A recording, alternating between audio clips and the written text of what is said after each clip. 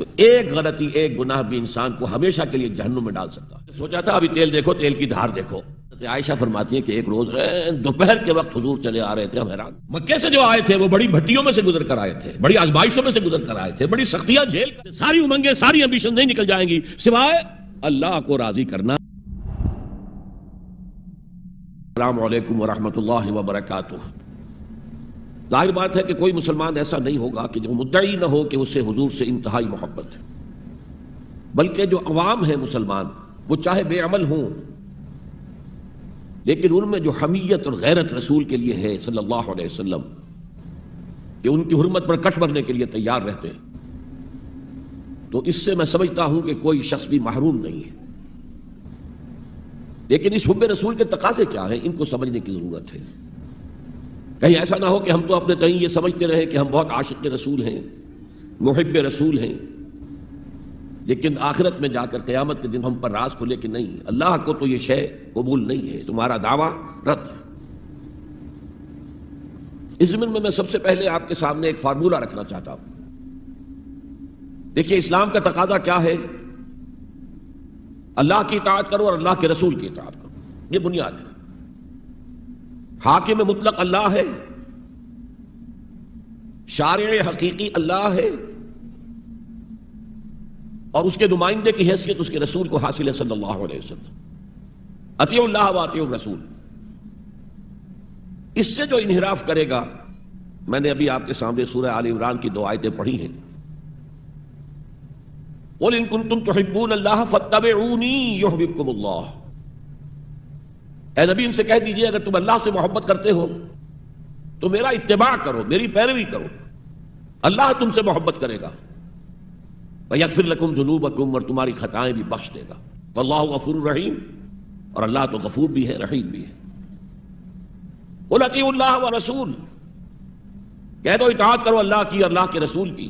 فَإِن تَوَلَّوْا، پھر اگر وہ اس سے روگردانی کریں، فَإِنَّ اللَّهَ لَا يُحِبُّ الْكَافِرِينَ، تو اللہ کو ایسے کافر پسند نہیں ہے۔ یعنی اطاعت رسول سے انکار، اللہ کی اطاعت سے انکار، گویا کہ انسان دائرہ اسلام سے خارج ہو گیا۔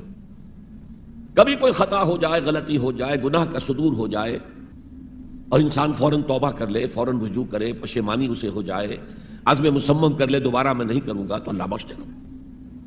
انما التوبۃ علی اللہ للذین یعملون السوء بجہالۃ ثم یتوبون من قریب، سورہ نساء میں فرمایا اللہ کے ذمے ہے ان لوگوں کی توبہ قبول کرنا۔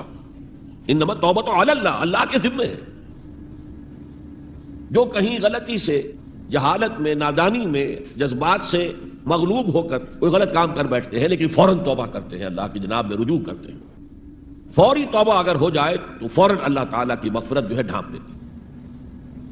لیکن اگر مستقل طور پر کسی ایک معصیت پر بھی ڈیرا ڈال دیا جائے، مثلا آج کی دنیا میں جو بہت بہت کامن شے ہے، سود، جسے اللہ نے حرام قرار دیا، جس پر اللہ کی طرف سے اعلان جنگ ہے، فَأَذَنُوا بِحَرْبٍ مِّنَ اللَّهِ وَرَسُولِهِ، تو سن لو، الٹیمیٹم ہے اللہ اور اس کے رسول کی طرف سے۔ اسے اپنے کاروبار کا مستقل جز بنا لیا، تو ایک غلطی، ایک گناہ بھی انسان کو ہمیشہ کے لیے جہنم میں ڈال سکتا ہے۔ بَلَىٰ مَن كَسَبَ سَيِّئَةً وَأَحَاطَتْ بِهِ خَطِيئَتُهُ فَأُولَٰئِكَ أَصْحَابُ النَّارِ هُمْ فِيهَا خَالِدُونَ۔ کیوں نہیں؟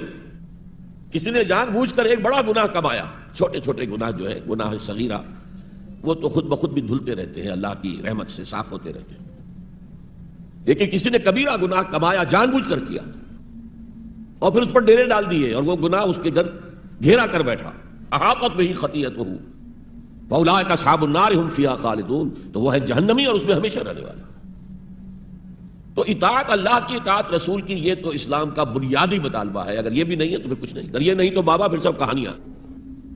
اب ذرا اس سے قدم اوپر اٹھیے، اطاعت کے ساتھ محبت۔ جب اللہ کی اطاعت کے ساتھ اللہ کی محبت جمع ہو جائے گی تو اس کا نام ہے عبادت۔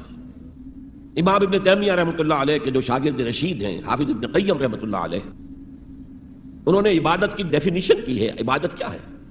العبادت تجمع اصلین، 2 بنیادی چیزوں کو جمع کرنے سے عبادت وجود میں آتی ہے، غایت الحب وغایت الذل والخضوع، حد درجے کی اللہ کی محبت اور حد درجے میں اللہ کے سامنے گویا کہ پست ہو جانا، جھک جانا، بچھ جانا.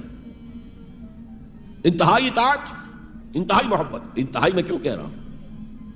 سورہ بقرہ کے 20ویں رکوع کی پہلی آیت ہے والذین آمنوا اشد حبا للہ. اور جو لوگ صاحب ایمان ہوتے ہیں وہ شدید ترین ہوتے ہیں اللہ کی محبت میں.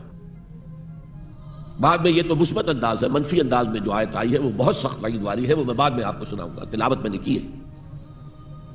فارمولہ یہ ہے اللہ کی اطاعت جمع شدید محبت برابر ہے عبادت کے. اور یہ عبادت جو ہے ہمارا مقصد تخلیق قرار دیا گیا.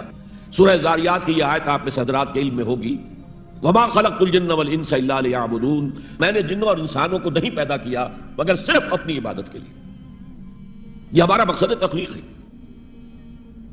اس میں سے اطاعت والے حصے کا کی صحیح ترجمانی کی شیخ سعدی رحمۃ اللہ علیہ نے، زندگی آمد برائے بندگی. زندگی تو آئی ہے اطاعت کے لیے، بندگی کے لیے، غلامی کے لیے، عبدیت کے لیے. زندگی آمد برائے بندگی، زندگی بے بندگی شرمندگی. اگر اللہ کی بندگی ہی نہیں ہے تو سراسر شرمندگی ہے اور کچھ بھی نہیں. تو اللہ تعالیٰ کی عبادت جس کے لیے ہمیں پیدا کیا گیا، اسی کی دعوت تمام رسولوں نے دی. یا قوم اعبدوا اللہ ما لکم من الہ غیرہ. اے میری قوم کے لوگوں، اللہ کی عبادت کرو، تمہارا کوئی معبود اس کے سوا نہیں ہے. حضرت نوح کی دعوت بھی یہی تھی، حضرت ہود کی بھی یہی تھی، حضرت صالح کی بھی یہی تھی، حضرت شعیب کی بھی یہی تھی. بس فرق کیا ہے کہ پہلے رسول آتے تھے اپنی اپنی قوموں کی طرف صرف، لہذا آپ کو ان رسولوں کے ضمن میں ملے گا یا قوم اعبدوا اللہ ما لکم من الہ غیرہ. اے میری قوم کے لوگوں، اللہ کی عبادت کرو، اللہ کی بندگی کرو، اللہ کی پرستش کرو، اسی کو اپنا محبوب اصلی بناؤ اور اس کے ہر حکم کی اطاعت کرو. یا قوم اعبدوا اللہ ما لکم من الہ غیرہ. نبی اکرم صلی اللہ علیہ وسلم پر آ کر، کیونکہ آپ کی بعثت ہے پوری نوع انسانی کے لیے، تو اب یا قوم کا لفظ نہیں رہا، یا ایھا الناس، اے لوگو، اے بنی نوع انسان. یا ایھا الناس اعبدوا ربکم الذی خلقکم والذین من قبلکم لعلکم تتقون. اے لوگو، عبادت کرو، بندگی کرو، پرستش کرو اپنے اس رب کی جس نے تمہیں بھی پیدا کیا اور جو تم سے پہلے تھے ان کو بھی پیدا کیا تاکہ تم بچ سکو. یہ کیوں کہا دوہرا کر تم سے پہلوں کو بھی پیدا کیا؟ اس لیے کہ اکثر و بیشتر گمراہ لوگ مشرکین کیا کہتے تھے اپنے رسولوں سے کہ ہم تو بس اپنے آباء و اجداد کے راستے پر چلیں گے. ما وجدنا علیہ آباءنا، جس طریقے پر، جس طرز عمل پر ہم نے اپنے آباء و اجداد کو پایا ہے ہم نے اسی پر چلنا ہے. تو واضح کر دیا تم بھی مخلوق ہو، وہ بھی مخلوق تھے. تم بھی انسان ہو، وہ بھی انسان تھے. تم سے بھی غلطی ہو سکتی ہے، ان سے بھی ہو سکتی تھی. لہذا یہ اصول نہیں ہے کہ جو بھی آباء و اجداد کی ریتیں ہیں، رسمیں ہیں، طریقے ہیں اور جو ان کے عقیدے ہیں انہی کو آپ لے کر چلیں، بلکہ آپ تو تلاش کریں صحیح عقیدہ کیا ہے، صحیح زندگی گزارنے کا طریقہ کیا ہے، اس کو اختیار کریں. یا ایھا الناس اعبدوا ربکم الذی خلقکم والذین من قبلکم لعلکم تتقون، تاکہ تم بچ جاؤ جہنم کی آگ سے. یہ جو میں نے بتایا کہ اطاعت کلی، ہمہ تن، ہمہ وقت، ہمہ وجوہ، جزوی اطاعت نہیں، بس یہ ذرا نوٹ آف کاشن ہے. اگر ہم اللہ کا ایک حکم مانیں گے، ایک نہیں مانیں گے، یہ جزوی اطاعت ہے، یہ اللہ کو قبول نہیں ہے. اللہ کی طرف سے تو یوں سمجھیے کہ پیکج ڈیل ہے، ٹیک اٹ اور لیو اٹ. لینا ہے تو پورا لو ورنہ دفع ہو جاؤ. اللہ کو تمہاری ضرورت نہیں ہے، تمہیں اللہ کی ضرورت ہے. یا ایھا الذین آمنوا ادخلوا فی السلم کافہ، اے ایمان والو اسلام میں داخل ہونا تو پورے کے پورے ہو، ادھورے نہیں. اور سورہ بقرہ کی آیت نمبر 85 کے اندر تو جو وعید آئی ہے، افتؤمنون ببعض الکتاب وتکفرون ببعض، کیا تم ہماری کتاب، ہماری شریعت کے کچھ حصے کو مانتے ہو اور کچھ کو رد کرتے ہو؟ فما جزاء من یفعل ذلک منکم، تو جو کوئی بھی تم میں سے یہ روش اختیار کریں گے ان کی کوئی سزا اس کے سوا نہیں ہے. کان کھول کر سنیے، ان کی کوئی سزا اس کے سوا نہیں ہے کہ دنیا میں ذلیل و خوار کر دیے جائیں اور قیامت کے دن یردون الی اشد العذاب، شدید ترین عذاب میں جھونک دیے جائیں. وما اللہ بغافل عما تعملون، اللہ غافل نہیں ہے، بے خبر نہیں ہے، لا علم نہیں ہے اس سے کہ جو تم کر رہے ہو. تم اپنی داڑھیوں کے طول سے اللہ کو دھوکہ نہیں دے سکتے.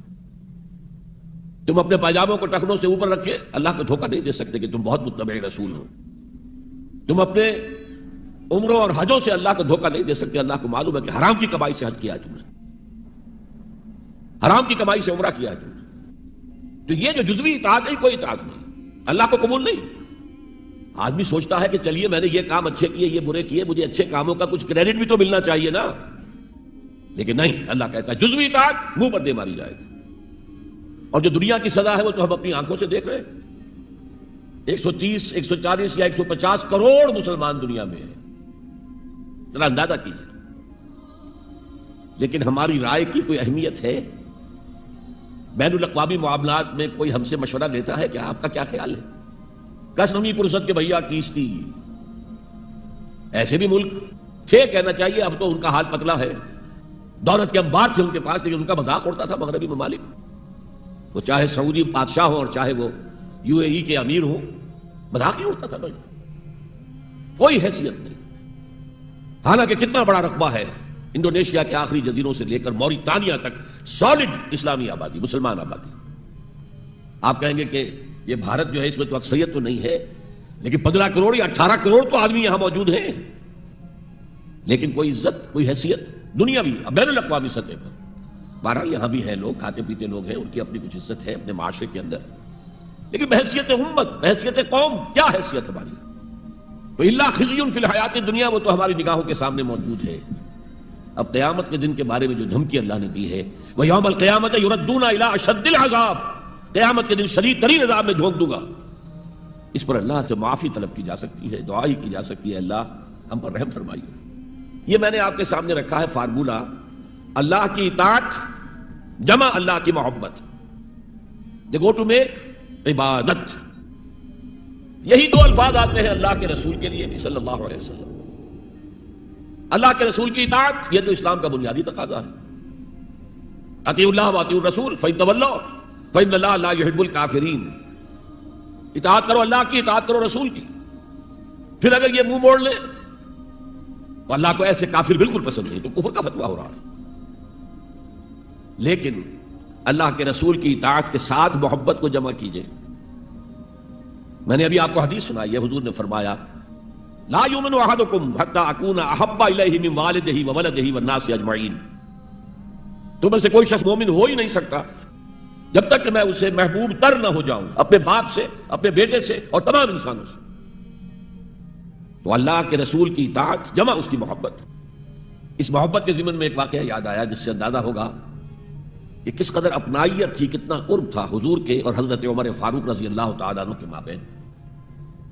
ایک مرتبہ حضور دریافت کرتے ہیں حضرت عمر سے، عمر تمہیں مجھ سے کتنی محبت ہے؟ اب آپ سوچئے، ذرا سا بھی مغایرت کا باریک سا پردہ بھی اگر کہیں ہو تو کیا یہ سوال کیا جا سکتا ہے؟ تو انتہائی قریبی شخص سے ہی کیا جائے گا، تمہیں مجھ سے کتنی محبت ہے؟ عرض کیا آپ مجھے دنیا کے ہر انسان سے بڑھ کر عزیز ہیں. فرمایا اور اپنی جان سے؟ اب ذرا سا توقف کیا حضرت عمر نے. الان ہاں، اب میں یہ بھی کہتا ہوں کہ آپ مجھے میری جان سے زیادہ عزیز ہیں.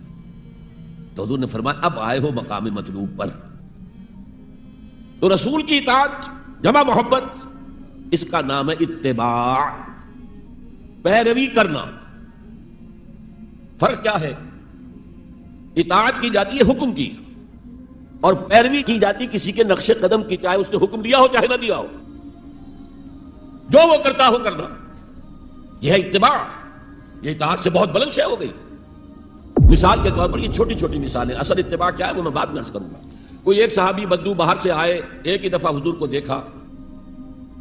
حضور اس وقت اس حالت میں تھے کہ آپ کے بٹن جو ہے کھلے ہوئے تھے گریبان کے. انہوں نے پھر ساری عمر اپنے گریبان کے بٹن نہیں لگائے. میں نے اللہ کے رسول کو اس حال میں دیکھا ہے، میں تو ان کی پیروی کروں گا. حضور نے کوئی حکم تو نہیں دیا تھا. تو یہ جو محبت، شدید محبت کے تحت جو بات آئے گی، اس کا نام اتباع ہے. اور اس اتباع کا مقام کیا ہے وہ آیت میں سنا چکا ہوں آپ کو. قل ان کنتم تحبون اللہ فاتبعونی یحببکم اللہ. اے نبی ان سے کہہ دیجئے اگر تم اللہ سے محبت کرتے ہو تو میرا اتباع کرو، میرے نقش قدم پر چلو، میری پیروی کرو. اللہ تم سے محبت کرے گا، تم اللہ کے محب نہیں محبوب بن جاؤ گے. اور اگر کہیں کوئی لغزش ہو گئی، کوئی خطا ہو گئی، کہیں جذبات کے رو میں بہہ کر کوئی گناہ کر بیٹھے تو اللہ معاف فرما دے گا. اللہ بڑا غفور ہے، اللہ بڑا رحیم ہے. مطلب یہ کہ راستہ تم نے یہ طے کر لیا ہو کہ چلنا مجھے محمد کے پیچھے ہے صلی اللہ علیہ وسلم. اب چلتے چلتے کبھی پاؤں پھسل گیا، کہیں گر گئے، کوئی بات نہیں، اٹھو فوراً توبہ کرو اور آگے بڑھو. تو خطا اگر ہو بھی جائے گی، کہیں لغزش ہو جائے، کہیں چلتے چلتے پاؤں پھسل جائے کیچڑ میں، یا کوئی کیلے کا چھلکا آ گیا پاؤں تلے گر گئے، کوئی حرج نہیں، اٹھو دوبارہ، لیکن نقش قدم جو ہے محمد کا صلی اللہ علیہ وسلم اس پر چلنا۔ یہ اس اتباع کا ذکر آیا ہے سورہ اعراف کی ان آیات میں۔ آپ کو معلوم ہے کہ حضرت موسیٰ علیہ السلام کو جب تورات پر طلب کیا گیا تو کوہ طور پر تورات گرنے کے لیے، تو پہلے 30 دن کے لیے بلایا تھا، پھر 10 دن کا اور اضافہ کر دیا گیا، 40 دن ہو گئے۔ فتمت میقات ربک 40 لیلہ۔ اس اثنا میں پیچھے فتنے میں مبتلا ہو گئے بنی اسرائیل۔ سامری اس نے ڈھونگ رچایا اور ایک بچڑا جو ہے وہ سونے چاندی کا بنایا ہوا بچڑا ڈھال کر کھڑا کر دیا، اس میں سے کوئی تھوڑی سی آواز بھی نکلتی تھی، کوئی ایسی ہے کہ ہوا گزرتی تھی تو آواز سے آتی تھی۔ کہا یہ ہے تمہارا الہ، یہ تو موسیٰ کو بھول گیا، کہاں گیا ہے؟ کوہ طور کے اوپر کس خدا سے ملنے گیا ہے؟ خدا تو یہ ہے۔ اور بنی اسرائیل کے بہت سے لوگ اس فریب میں آ گئے اور بچڑے کی پوجا کرنے لگے۔ اب جب حضرت موسیٰ آئے، اور آپ کو معلوم ہے حضرت موسیٰ کا مزاج جلالی تھا، وہ پتھر کی تختیاں لے کر آئے تھے کہ جن پر کوہ طور پر اللہ تعالیٰ نے اپنے احکام عشرہ جو ہیں دی 10 کمانڈمنٹس مشہور، وہ کندہ کر کے آپ کو دیے تھے، وہ ہاتھ میں لے کر آئے۔ یہاں معلوم ہوا یہ صورت پیش آ گئی ہے۔ فَأَلْقَى الْأَلْوَاحَ، تو وہ تختیاں تو آپ نے زمین پہ ڈالی، اور پھر جو احتساب کیا ہے، پہلے تو اپنے بھائی حضرت ہارون کا، ان کی داڑھی کے بال پکڑے، ان کے سر کے بال پکڑے اور کھینچا اپنی طرف۔ اس نے کہا کہ بھائی مجھے ذلیل نہ کرو لوگوں کے سامنے، میں نے انہیں روکا لیکن یہ تو مجھے قتل کرنے پر تل گئے تھے، اور مجھے اندیشہ یہ ہوا کہ کہیں آپ واپس آ کر یہ نہ کہیں ان فرقت بین بنی اسرائیل، کہ تم نے جو بنی اسرائیل کے درمیان تفرقہ پیدا کر دیا۔ تو میں نے کہا آپ ہی واپس آ کر نپٹیں۔ اب پہلی بات نوٹ کیجئے، تاریخ انسانی کا یہ عظیم واقعہ ہے، کئی ہزار یہودی اپنے اپنے قبیلے کے لوگوں کے ہاتھوں ذبح کیے گئے۔ اس پر اللہ تعالیٰ نے حکم دیا اور حضرت موسیٰ نے وہ حکم دیا، اللہ کا حکم موسیٰ نے پہنچایا کہ 12 قبیلے میں ہر قبیلے کے جن لوگوں نے یہ حرکت کی ہے ان کو اسی قبیلے کے لوگ اپنے ہاتھ سے ذبح کریں۔ اب یہ بہت بڑی توبہ تھی، بہت بڑی توبہ تھی، بہت بڑی توبہ تھی، اپنے قبیلے کے لوگوں کو قتل کر دینا۔ پھر وہ 70 نمائندے لے کر تمام جو بڑے لوگ تھے کوہ طور پر حاضر ہوئے، اجتماعی طور پر اللہ سے عفو و درگزر کی درخواست بھی کرنے کے لیے۔ وہاں اللہ نے زبردست زلزلہ بھیج دیا، محسوس ہوا اب سب ہلاک ہو جائیں گے۔ حضرت موسیٰ نے کہا پروردگار تو چاہتا تو مجھے اور اس قوم کو پہلے ہی ہلاک کر دیتا، تو ہمیں نکال کر لایا ہے آل فرعون کے پنجوں سے، تو نے ہمیں نجات دی ہے، تو پروردگار ہمارے لیے اپنی رحمت طے کر دے، لکھ دے، فاکتب لنا، ہمارے لیے طے کر دے، لکھ دے اپنی رحمت۔ اس پر فرمایا اللہ نے دیکھو موسیٰ میری ایک رحمت تو عام ہے، وسعت کل شیء، رحمتی وسعت کل شیء، ہر شے کے ساتھ، اور ایک میری خاص رحمت ہے وہ میں لکھ دوں گا، طے کر کے رکھ دوں گا، للذین یتبعون الرسول النبی الامی، ان لوگوں کے لیے جو میرے رسول نبی امی پر ایمان لائیں گے، ان کا اتباع کریں گے۔ یہاں بھی لفظ اتباع آیا، اور اس میں پھر حضور صلی اللہ علیہ وسلم کی کچھ شان بیان ہوئی ہے، بات لمبی ہو جائے گی۔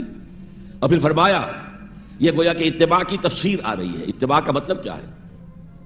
فالذین آمنوا بہ وعزروہ ونصروہ واتبعوا النور الذی انزل معہ اولئک ھم المفلحون، تو جو لوگ ان پر ایمان لائیں گے اور جو ان کی تعظیم کریں گے اور جو ان کی نصرت کریں گے، مدد کریں گے، اور جو اس نور کی پیروی کریں گے جو ان کے ساتھ نازل کیا جائے گا، تو وہی ہوں گے مفلحون، وہ ہوں گے کامیاب ہونے والے، فلاح یافتہ لوگ وہ ہوں گے جو یہ 4 رشتے ہمارے اس رسول نبی امی کے ساتھ پختگی کے ساتھ قائم کر لیں۔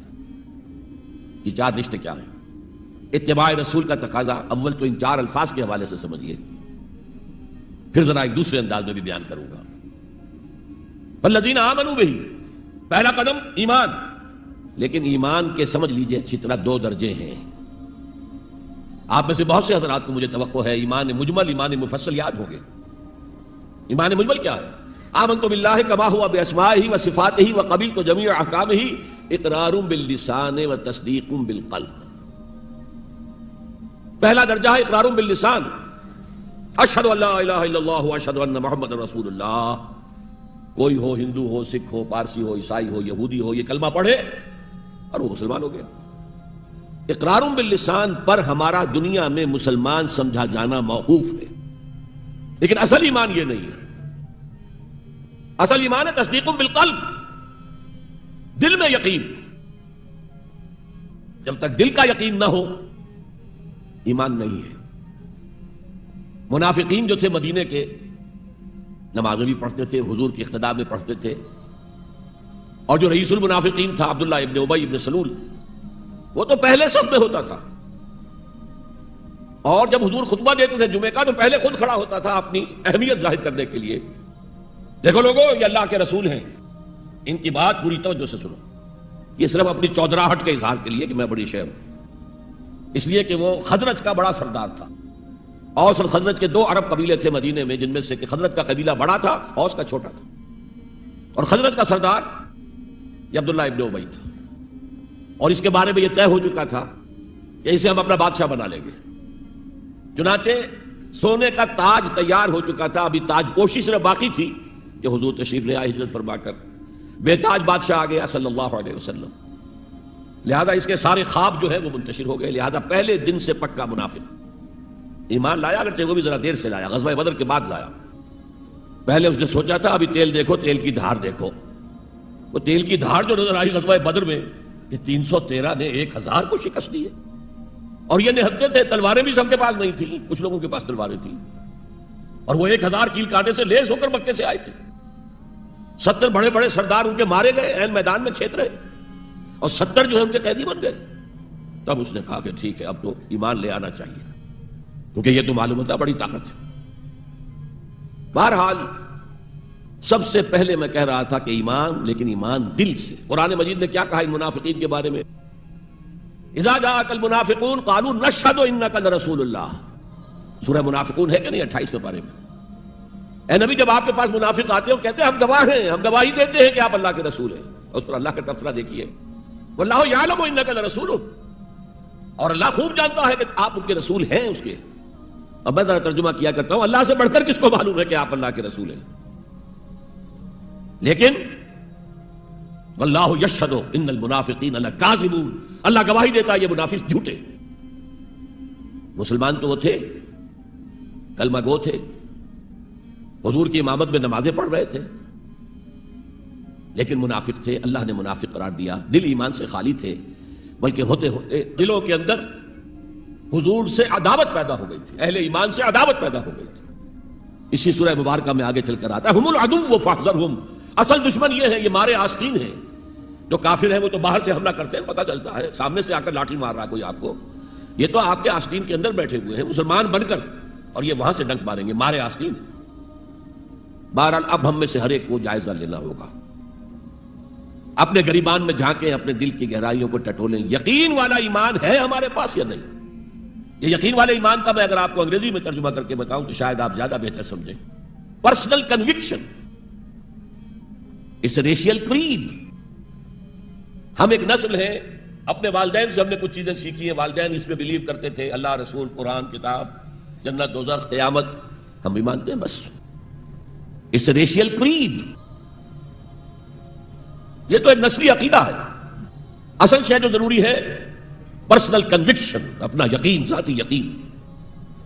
تو سب سے پہلے تو اللہ کے رسول صلی اللہ علیہ وسلم کی رسالت پر یقین۔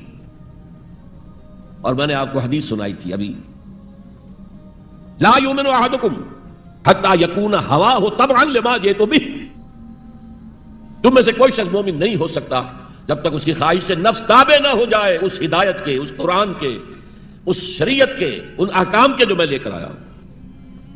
اگر خواہش سے نفس اوپر ہے اور اللہ کا حکم نیچے ہے تو مومن کہاں سے ہوئے تم؟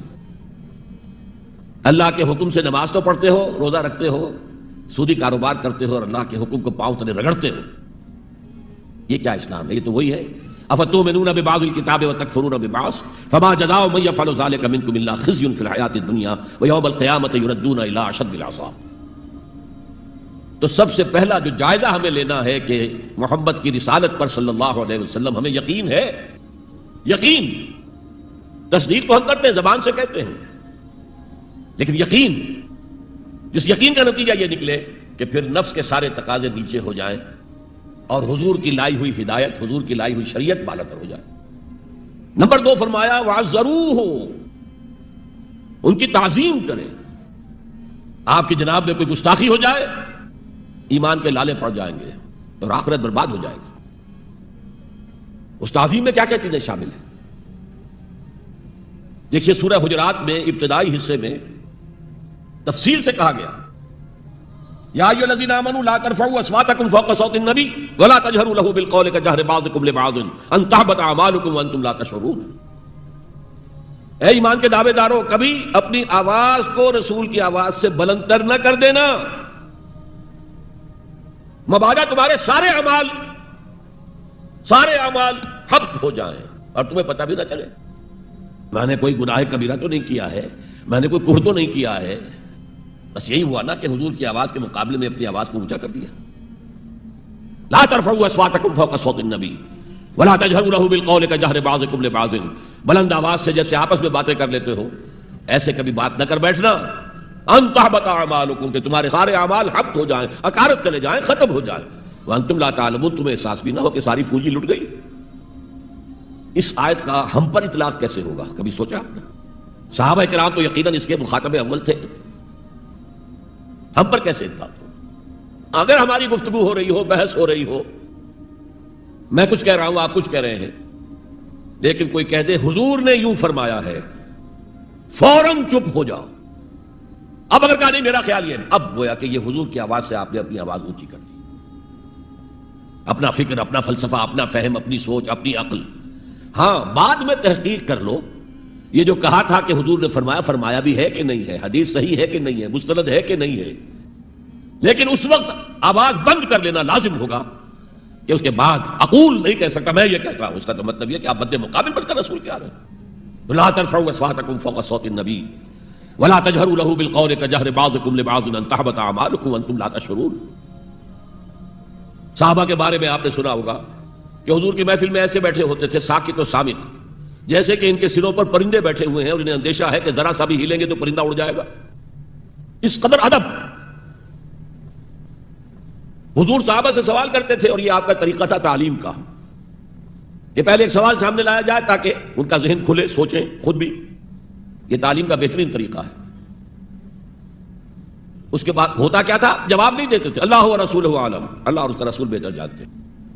پھر اگر دوبارہ آپ پوچھتے تھے تو جو بھی سمجھ میں آتا تھا کہتے تھے۔ مجھے یاد آ رہی ہے ایک حدیث، اور اچھا ہے کہ وہ آپ سن لیں، اس لیے کہ عام شکایت یہ ہے کہ مذہبی لوگ معاملات میں اچھے نہیں ہوتے۔ مسجدیں بنوائیں گے، مسجدوں میں قالین بچھوائیں گے، وہاں پر فانوس لگوائیں گے، سب کچھ کریں گے، مدرسوں کی خدمت کریں گے، علماء کی خدمت کریں گے، لیکن معاملات، تجارت، کاروبار، بین الانسانی تعلقات، عام شکایت ہے، اس کی وہ پرواہ نہیں کرتے، حقوق و العباد کا لحاظ نہیں۔ تو حضور نے ایک مرتبہ پوچھا صحابہ سے، اتدرون من المفلس، تم جانتے ہو مفلس کون ہوتا ہے؟ صحابہ نے جواب دیا، المفلس عندنا من لا درہم لہ ولا دینار۔ حضور ہم اس شخص کو مفلس سمجھتے ہیں جس کے پاس درہم و دینار نہیں ہے۔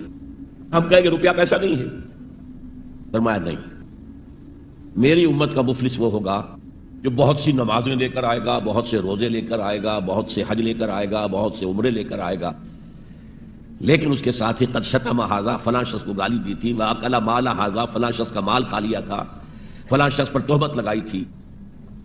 اب وہ سارے دعوے دار آ جائیں گے، اللہ اس نے میرے ساتھ یہ کیا، ٹھیک ہے بھائی اس کی نمازیں تم لے جاؤ، اور تو کچھ ہے نہیں، کوئی کرنسی تو ہے نہیں وہاں، نہ ڈالر ہے نہ یورو ہے، کچھ بھی نہیں، اعمال کی کرنسی ہے، نیکی تم لے جاؤ۔ کوئی اور دعوے دار آیا، روزہ وہ لے گیا، اس کے پاس کچھ نہیں رہا، دعوے دار ابھی باقی ہیں۔ اب ان کے گناہ جو ہے اس کے حساب میں پڑنے شروع ہو جائیں گے، یہاں تک کہ دوسروں کے گناہوں کے بوجھ تلے دب کر وہ جہنم میں جھونک دیا جائے، یہ مفلس۔ تو یہ انداز تھا حضور کا سمجھانے کا، پڑھانے کا، فطری طریقے تعلیم۔ تو فالذین آمنوا بہ وعزروہ، تو وہ لوگ جو ایمان لائے ان پر اور جنہوں نے ان کی تعظیم کا حق ادا کیا، ونصروہ، یہ آئی ہے اب سخت بات، اور ان کی مدد کی۔ مدد کس کام میں؟ حضور اتنے غیور تھے کہ ذاتی کام میں کوئی مدد آپ کسی سے نہیں مانگتے تھے۔ سیرت کی کتابوں میں آتا ہے کہ اگر آپ سواری پر ہوتے تھے اور آپ کا کوڑا نیچے گر جاتا تھا تو کسی سے یہ نہیں کہتے تھے کہ اٹھا کر ذرا مجھے پکڑا دو، آپ سواری سے اترتے تھے، اپنا کوڑا خود اٹھاتے تھے۔ اور اس ضمن میں بھی سیرت النبی کا ایک واقعہ مجھے یاد آ رہا ہے، وہ میں آپ کو سنا دوں۔ جب ہجرت مدینہ کی اجازت آ گئی تھی عام لوگوں کے لیے، عام مسلمانوں کے لیے، چلے جاؤ جاؤ سب جاؤ مدینہ کی طرف، لیکن رسول اپنی جگہ نہیں چھوڑ سکتا وداؤٹ ایکسپریس پرمیشن آف اللہ۔ تو حضور کے لیے ابھی اجازت نہیں آئی. جو یار غار تھے حضرت ابوبکر صدیق، وہ پوچھتے تھے حضور اجازت آ گئی؟ نہیں ابھی نہیں آئی. حضور اجازت آ گئی؟ نہیں ابھی نہیں آئی. حضرت عائشہ فرماتی ہیں کہ ایک روز دوپہر کے وقت حضور چلے آ رہے تھے، ہم حیران ہوئے. عربوں میں یہ آج بھی ان کی تہذیب جو ہے وہ یہ ہے کہ ظہر عصر کے درمیان نہ کسی سے ملنا، نہ کسی کے یہاں جانا، نہ وزٹ کرنا، دکانیں بھی بند اور قیلولہ کرتے ہیں. یہ ان کی تہذیب کا حصہ ہے. تو ہم حیران ہوئے، آپ نے اپنے سر کو ڈھانپا ہوا تھا کپڑے سے اور آپ تشریف لائے اور آ کر آپ نے خوشخبری دی حضرت ابوبکر کو کہ ہجرت کی اجازت آ گئی ہے. اب اس پر حضرت ابوبکر کو بڑی خوشی ہوئی، بڑے احساس مسرت کے ساتھ عرض کرتے ہیں حضور میں نے 2 اونٹنیاں تیار کر رکھی ہیں، خوب کھلا پلا کے انہیں فرما کیا ہوا ہے، تکڑا کیا ہوا ہے. حضور تھوڑا سا توقف کر کے فرماتے ہیں ٹھیک ہے لیکن 1 اونٹنی کی قیمت میں ادا کروں گا. حضرت ابوبکر رو پڑے، حضور مجھ سے بھی یہ مغایرت کہ میری اونٹنی کی بھی آپ قیمت دینا چاہتے ہیں.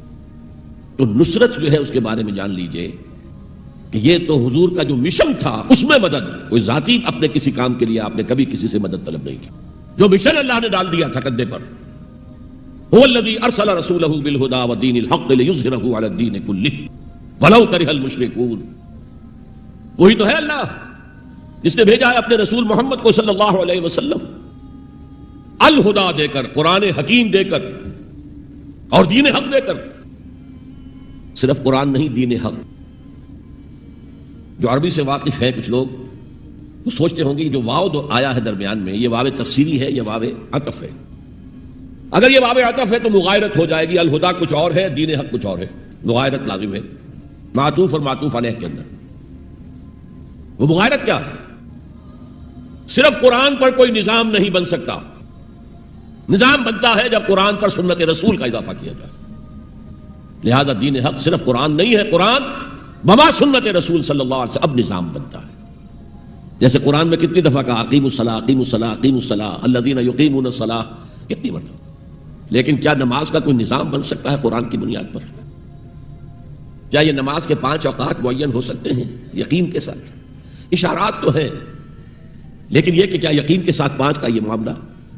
یہ تو معلوم ہے کہ قیام بھی ہے، رکوع بھی ہے، سجود بھی ہے. ترتیب کیا ہے؟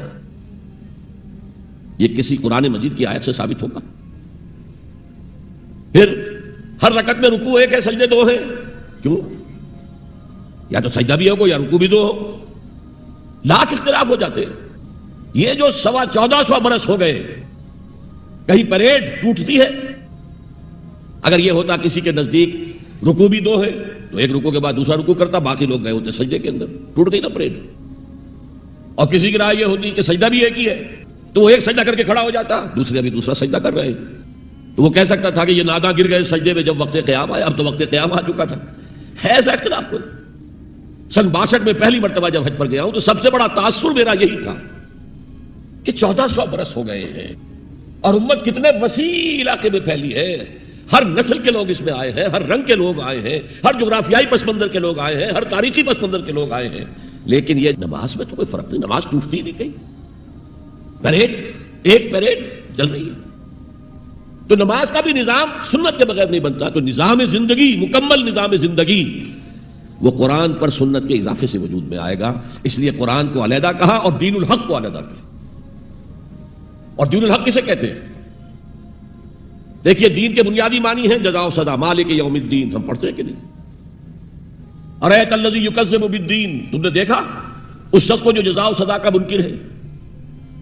اب یہ جزا و سزا یقیناً کسی قانون کے تحت ہوتا ہے اور قانون کا ساتھ تصور ہے قانون بنانے والا کون ہے. جس کو آپ مانیں گے قانون بنانے والا اور اس کی اطاعت میں پورا نظام زندگی دے دیں گے، اس کا دین ہے جو آپ نے اختیار کیا ہے.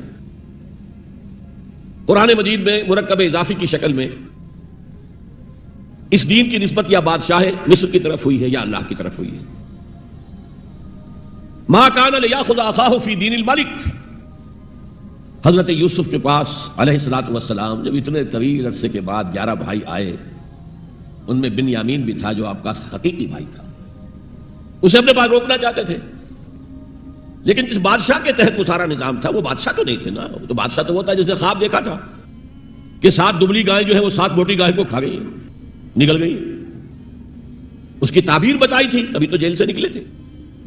اب یہ کہ بہت بڑے افسر تھے، بڑے وزیر تھے، آپ انہیں جو چاہے کہہ لیں، لیکن بادشاہ تو نہیں تھے نا، نظام تو بادشاہ کا تھا، اور بادشاہ کے قانون کے مطابق وہ باہر سے آئے ہوئے کسی شخص کو اپنے پاس روک نہیں سکتے تھے. ما کان لیاخذ اخاہ فی دین الملک. تو اللہ تعالیٰ نے وہ پھر ہیلا نکالا ان کے لیے، تفصیل آپ کے علم میں ہے. کذالک کدنا لیوسف، ہم نے اس طریقے سے ایک تدبیر کر دی یوسف کے لیے، اللہ نے اپنے ذمہ لے لی بات. تو دین الملک کیا ہے؟ بادشاہ مطاع مطلق ہے، ساورینٹی بلانگز ٹو ہم. بادشاہ ہو یا کوئن ہو، وہ قانون بنائے گا اور اس کے تحت آپ کو زندگی بسر کرنی ہوگی. یہ دین الملک. اور دین اللہ کیا ہے؟ اللہ مطاع مطلق، اللہ ساورن، ان الحکم الا للہ لا یشرک فی حکمہ احدا. اس نے جو قانون دیا ہے اس کے تحت پوری زندگی.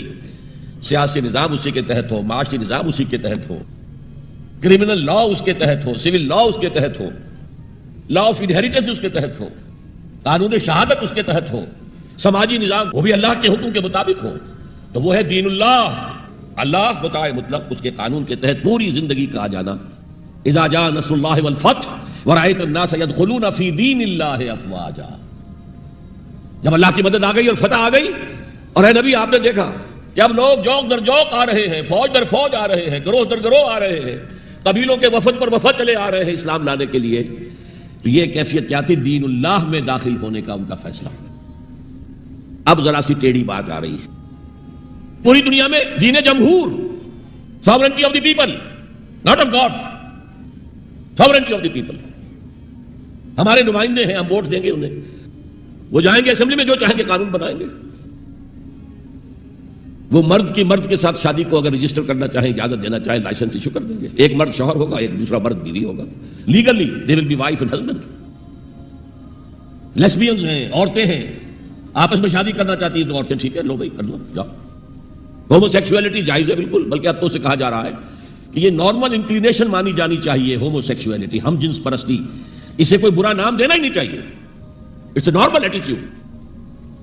یہ ہے اس سوشل انجینئرنگ پروگرام کا معاملہ کہ جو ابھی چند سال پہلے جو یونائٹڈ نیشنز آرگنائزیشن کی جنرل اسمبلی نے جو سوشل انجینئرنگ پروگرام بنایا ہے نوع انسانی کے لیے، اس میں تو کیا مقصد تھا حضور کا؟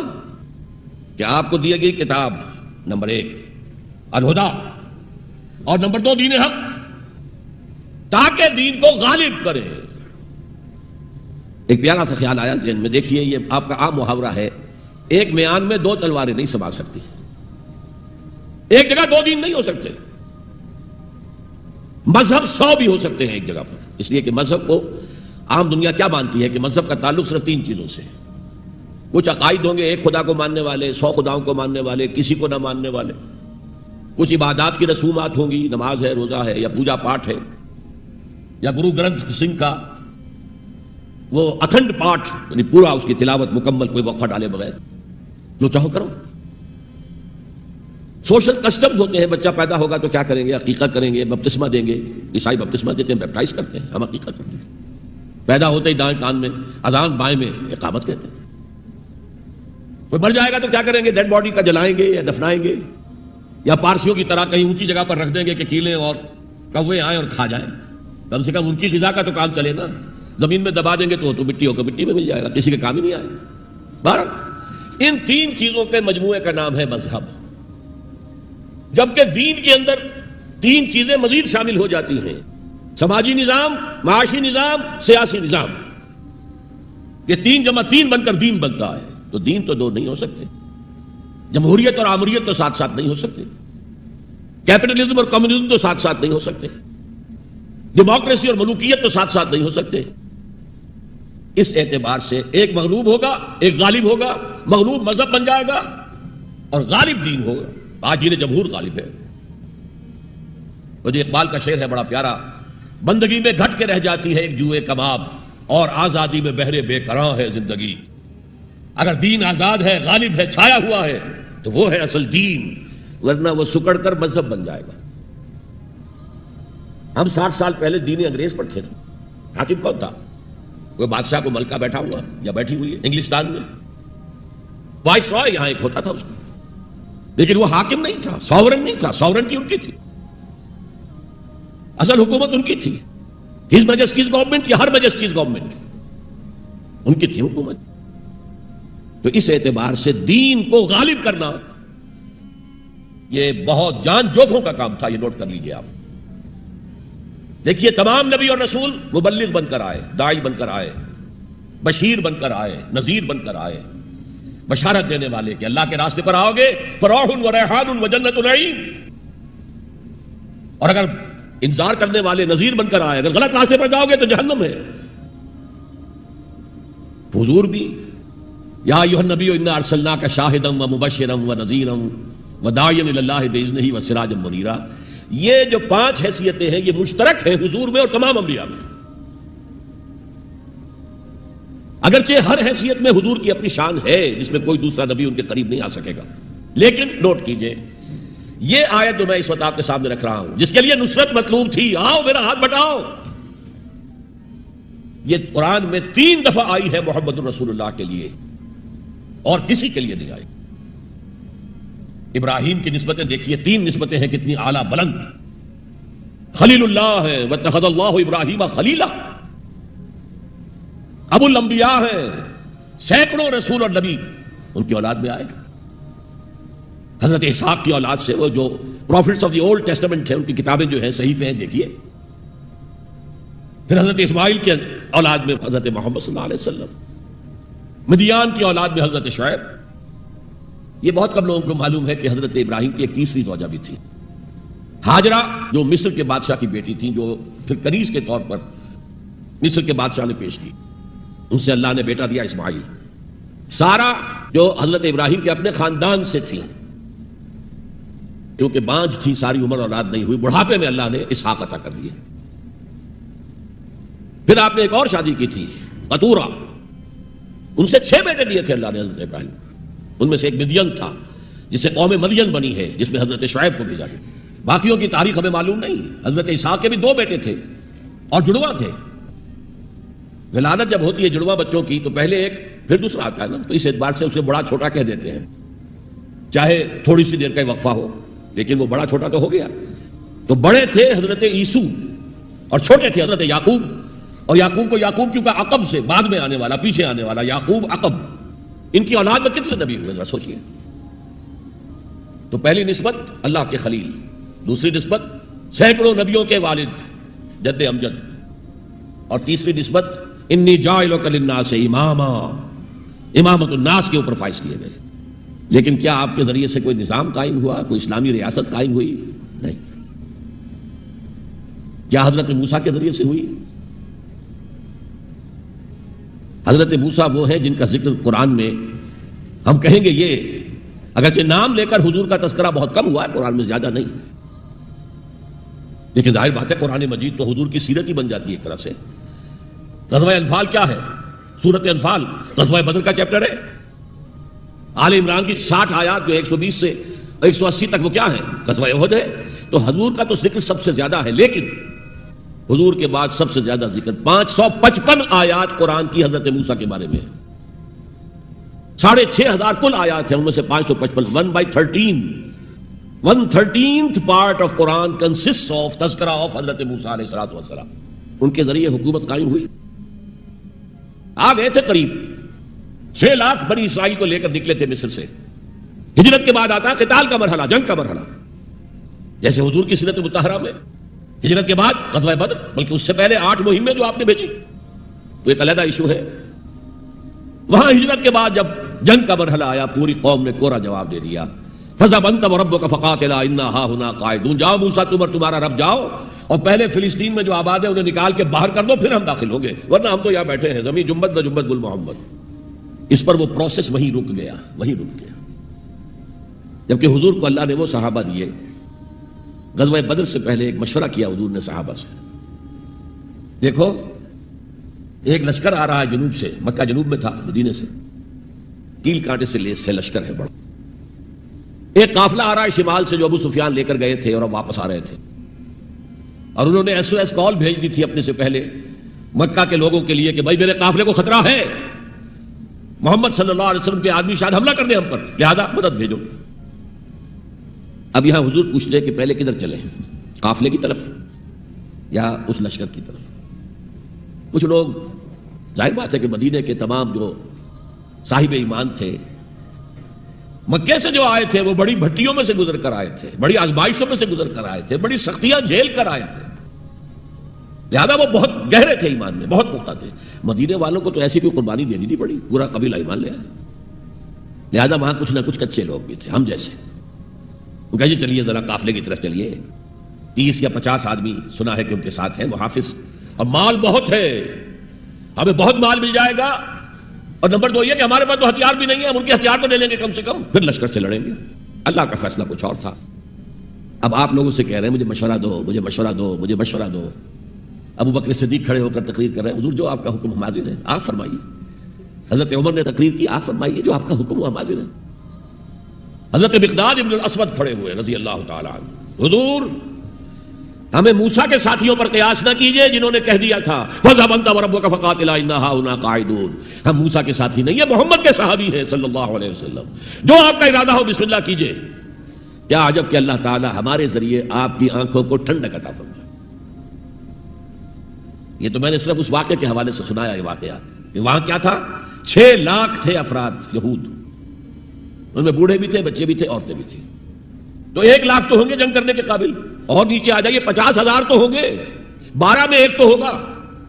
پورا جواب، صرف 2 آدمی نکلے، یوشع ابن نون اور کالب بن یفنہ۔ یوشع تو پھر بعد میں حضرت موسیٰ کے جانشین بھی ہوئے اور نبی ہوئے، جوشوا کہتے ہیں بائبل میں ان کو، لیکن یوشع ابن نون 2 آدمی۔ اب جنگ کیسے ہو، لہذا پروسیس وہی رک گیا۔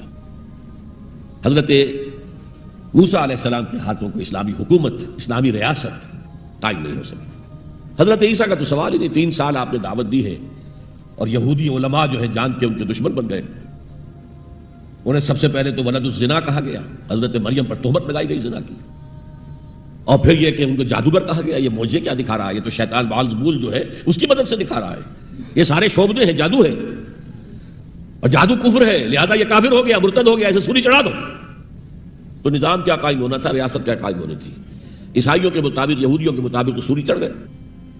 عیسائیوں کے مطابق ہے کہ بعد میں اتار لیا گیا اور ایک جگہ رکھا گیا، تو وہاں پھر زندہ ہو کر پھر آسمان پر اٹھ گئے۔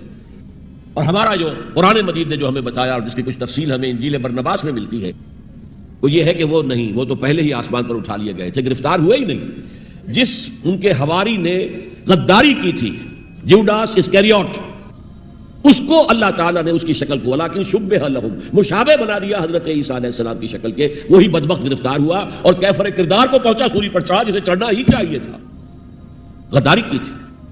بہرحال میں کہہ رہا تھا کہ یہ کام انذار، تبشیر، واعظ، نصیحت، تعلیم، تبلیغ، تربیت، تزکیہ، یہ سب رسولوں نے کیا اور حضور نے بھی کیا، لیکن یہ معاملہ صرف محمد کے لیے ہے صلی اللہ علیہ وسلم، اور 3 دفعہ آیا ہے، کسی اور نبی اور رسول کے لیے 1 دفعہ بھی نہیں آیا، کہ ان کا فرض منصبی ہے دین کو غالب کرنا، صرف تبلیغ نہیں، غالب کرو۔ یہ تھا وہ مشن جس میں آپ کو نصرت درکار تھی۔ فالذین آمنوا بہ وعزروہ ونصروہ، مدد کریں ان کی۔ وہ مدد کس کام میں تھی؟ دین کو غالب کرنے کی۔ اس لیے آتا ہے نا سورہ صف کے آخر میں، یا ایھا الذین آمنوا کونوا انصار اللہ، اے ایمان والو اللہ کے مددگار بنو۔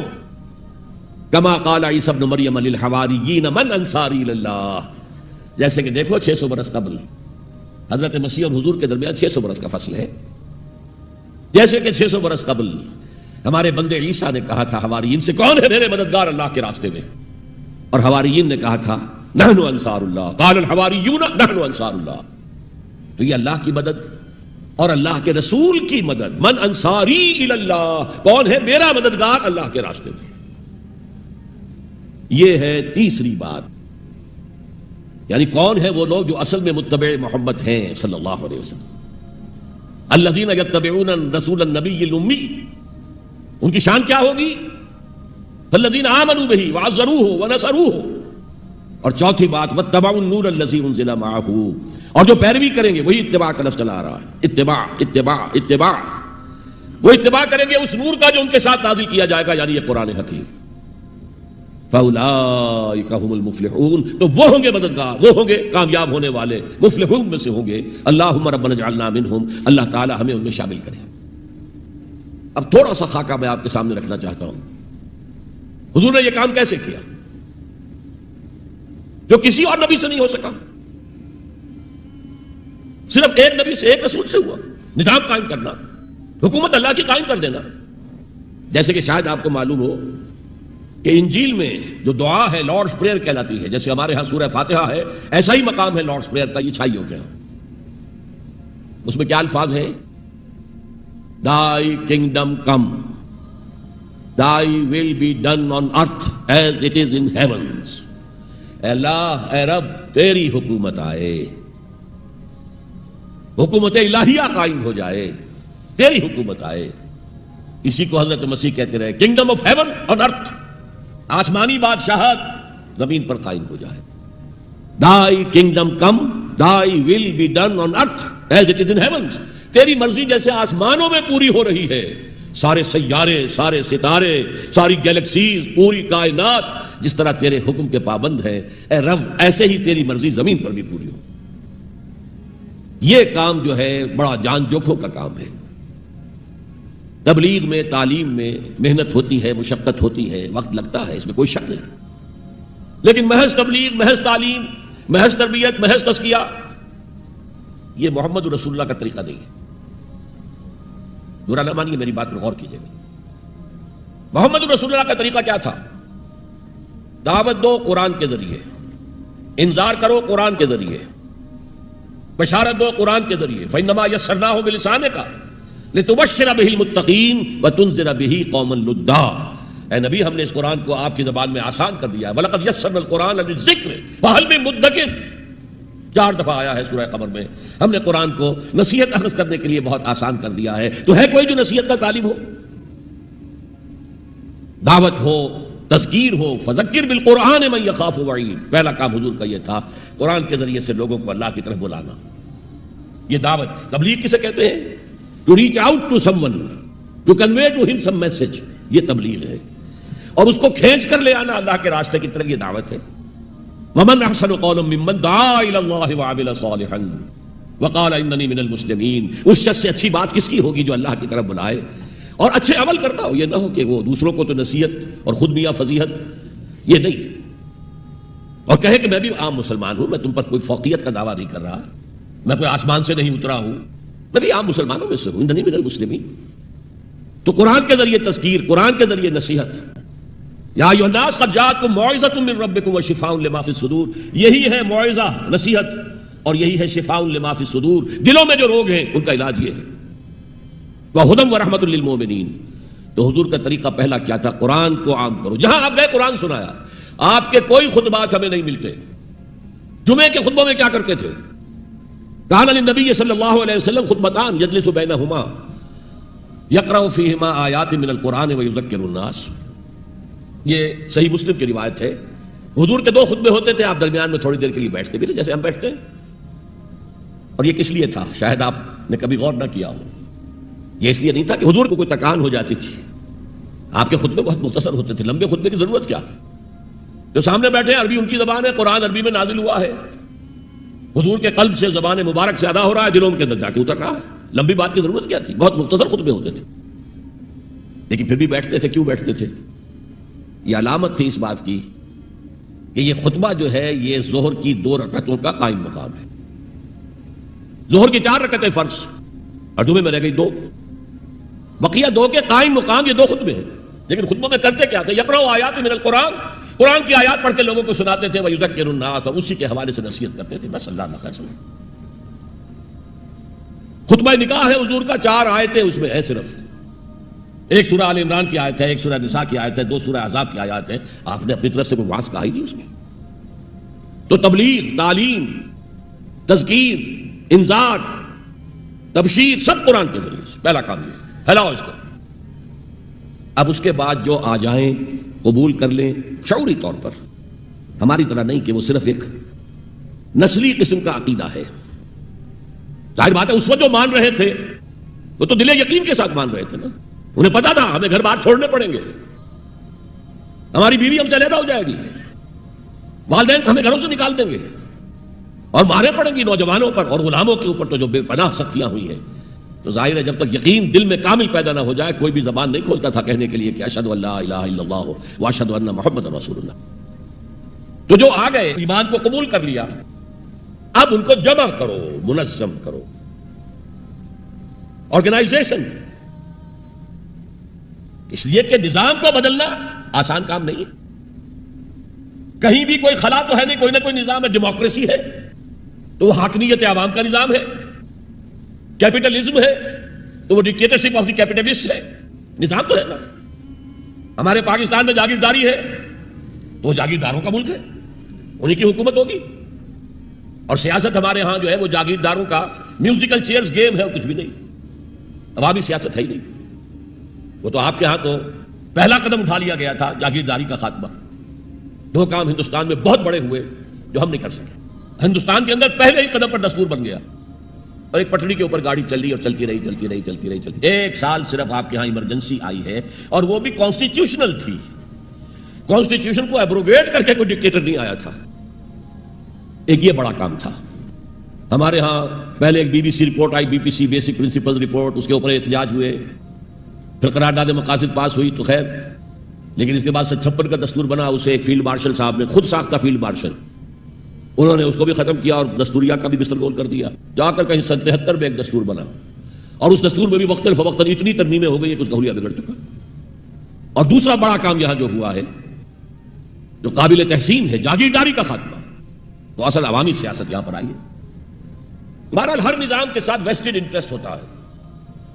ایسے طبقات ہوتے ہیں جن کو مراعات حاصل ہے، مراعات یافتہ طبقات، پریولیج کلاسز، اور وہ کبھی برداشت نہیں کریں گے کہ آپ ان کا نظام کو ہاتھ لگائیں. دے وانٹ اسٹیٹس کو، جو نظام ہے وہی رہنا چاہیے. تو نظام کو بدلنے کے لیے تو جانوں کا پھر ہدیہ دینا پڑے گا. لہذا منظم جماعت بناؤ، موب نہ ہو، ہجوم نہ ہو. منظم جماعت ہے وہ کیسی؟ سب اطاعت، لسن اینڈ اوبے، جو آرمی کا جو اصول ہے. اگر فوج میں کوئی شخص جسے حکم دے رہا ہو، سپیریئر اس کا، وہ پوچھے جناب یہ حکم مجھے کیوں دے رہے ہیں، کیا مصلحت ہے، پہلے سمجھائیے پھر میں عمل کروں گا، تو کیا وہ فوج کہلائے گی؟ بڑی پیاری نظر تھی، میٹرک کے زمانے میں پڑھی تھی انگریزی کی، کہ کسی جنگ میں 600 سواروں کا ایک دستہ تھا اور ان کو حکم دے دیا گیا چارج، آگے بڑھو، حملہ کرو. اور انہیں معلوم تھا کہ داہنے ہاتھ بھی توپیں لگی ہوئی ہیں، بائیں ہاتھ بھی توپیں ہیں، سامنے بھی توپیں ہیں، آگ اگل رہی ہیں. Cannons to left of them, cannons to right of them, cannons in front of them, volleyed and thundered. لہذا سب نے یہ سمجھا someone has blundered. کسی نے بڑی غلطی کی ہے یہ حکم دے کر. جو کمانڈر ہے بڑی خطا ہوئی. لیکن there's not to reason why. یہ why کا سوال کرنے کا تو ان کا مقام نہیں ہے. There's but to do and die. جو حکم ملا کرو، مرتے ہو تو مرو. Therefore into the valley of death rode the 600. 600 کے 600 موت کی وادی میں اتر گئے. جب تک ایسی جماعت نہیں ہوگی نظام نہیں بدلا جا سکتا. بولشویکس اینڈ بولشویکس رشیا میں منظم جس طرح تھے، اگر ورنہ ہوتے تو زار کی حکومت کا تختہ الٹا جا سکتا تھا. Was it possible? سب سے بڑی کنگڈم تھی ایشیا اور یورپ دونوں کے اوپر جو برج تھا، بہت بڑی سلطنت، کہاں سے کہاں تک زار کی سلطنت. اور پورا جو ہے ہمارا سینٹرل ایشیا، سارے یہ ترک، مسلم ترک علاقے جو ہے، روسی ترکستان اس لیے ان کا نام تھا، وہ بھی اسی کے پاس تھے. لیکن ایک منظم جماعت نے، ایک نئے فکر نے، ایک نئے فلسفے نے، مارکسزم نے لوگوں کو پوزیس کیا، انہیں منظم کیا، انہوں نے جد و جہد کی، انقلاب برپا کر دیا. یہی کام حضور نے کیا. ایمان کی دعوت دی اور ایمان دلوں میں راسخ ہو گیا، انہیں منظم کیا. حدیث میں آتا ہے، اور یہ مشکات شریف میں بھی حدیث ہے، مسند احمد ابن حنبل کے حوالے سے اور جامع ترمذی کے حوالے سے، حضور فرماتے ہیں، حارث اشعری رضی اللہ تعالیٰ عنہ اس کے راوی ہیں، انی آمرکم بخمس، مسلمانوں میں تمہیں 5 باتوں کا حکم دے رہا ہوں. اللہ امرنی بہن، ایک روایت میں یہ اضافی الفاظ ہیں، اللہ نے مجھے حکم دیا ہے ان کا، اپنی طرف سے نہیں دے رہا. حالانکہ حضور کو اختیار تھا، آپ اپنی طرف سے بھی حکم دے سکتے تھے. وہ 5 باتیں کیا ہیں؟ بالجماعت والسمع والطاعت والہجرت والجہاد فی سبیل اللہ. کتنا بڑا مجموعہ اس وقت یہاں ہے. کیا میں پوچھ سکتا ہوں کتنے لوگوں نے یہ حدیث سنی ہے آج سے پہلے؟ ذرا ہاتھ اٹھائیں. کیا وجہ؟ دیکھیے 5 چیزیں وہ ہیں جو ہم میں سے ہر ایک کو یاد ہے. حدیث یاد ہونا ہو اس کا ایسنس تو یاد ہے.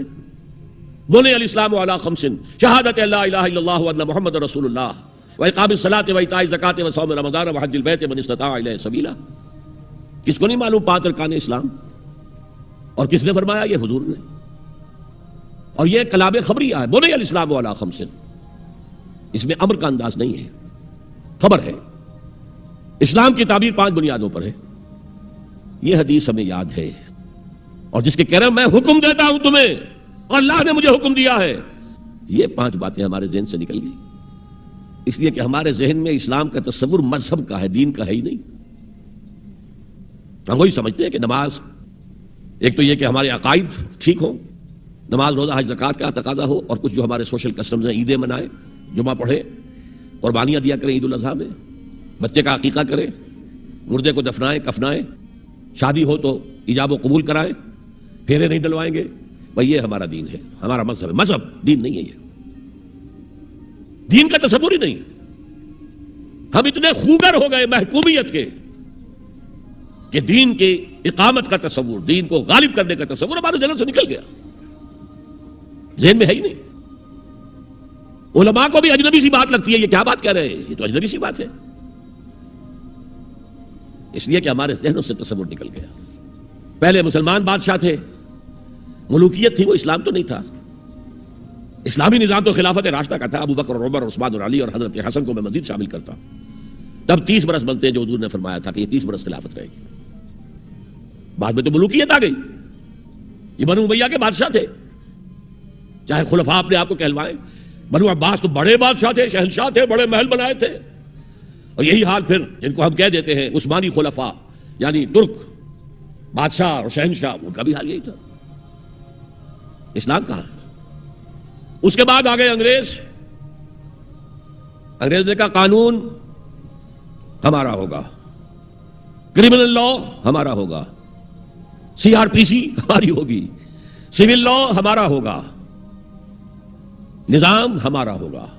ہاں نماز پڑھ سکتے ہو، روزہ رکھ سکتے ہو، ہمیں کوئی تمہارے مذہب سے کوئی دشمنی نہیں. بلکہ انگریز نے تو بڑی رعایت کی تھی. اس نے کہا تھا تم اپنے فیملی لاز بھی اپنی مرضی سے جیسے چاہو طے کرو. آج مسلمان ممالک میں سے بھی اکثر نے اپنے فیملی لاز چھوڑ کر یورپ کے فیملی لاز اختیار کر لیے، اور پہلی مرتبہ یہ کام کیا تھا ترک نے.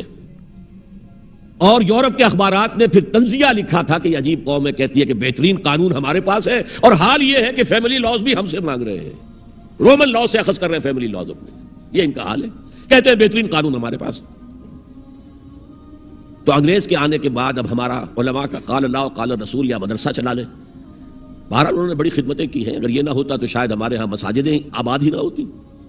کم سے کم علماء نے وہ پوزیشنیں جو ہیں وہ پر کی ہیں، ایک ڈھانچہ جو ہے وہ برقرار رکھا ہے، اس میں کوئی شک نہیں، ان کی خدمات ہے.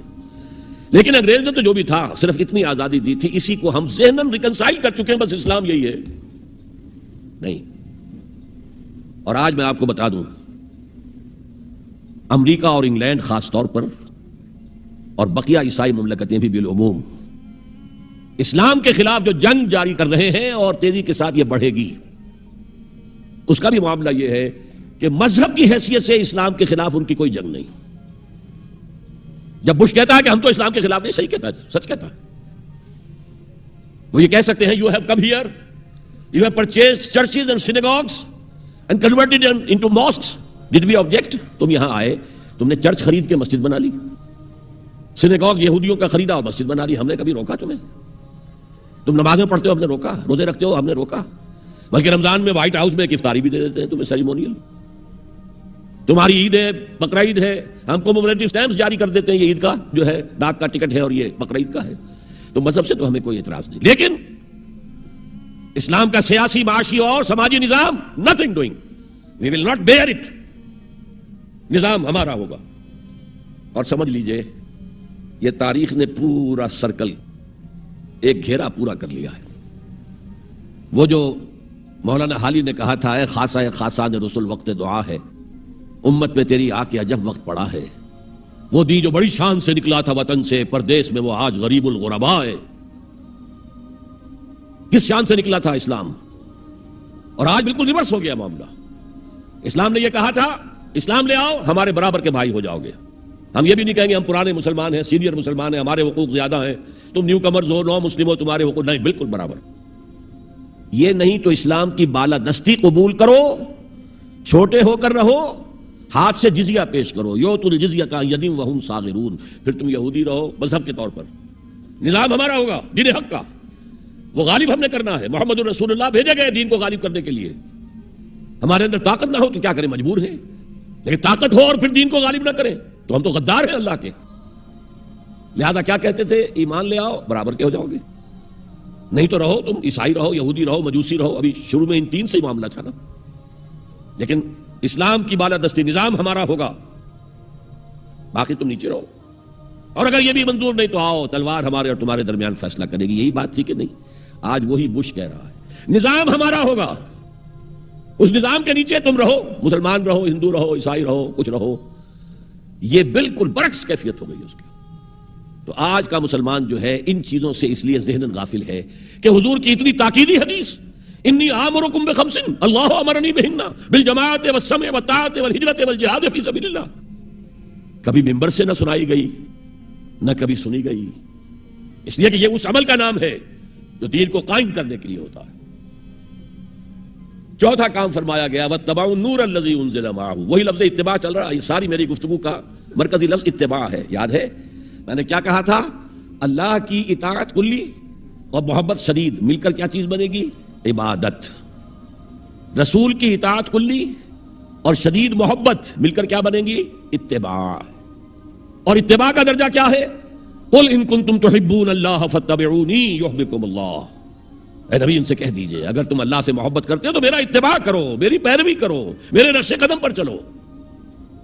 اب آپ سوچئے اگر ہم کاروبار کر رہے ہیں، فرض کیجئے کوئی شخص 100% دیانتداری سے کام کر رہا ہے، کوئی شخص سود کے اندر براہ راست ملوث نہیں ہے، وہ نماز پڑھتا ہے، روزہ رکھتا ہے، لیکن یہ اتباع نہیں کر رہا جو حضور نے جو کام کیا تھا کہ غلط نظام، طاغوتی نظام کو جڑ سے اکھاڑ کر پھینکا جائے اور اللہ کا دیا ہوا دین حق قائم کیا جائے، تو اتباع میں کیا حصہ ہے اس کا؟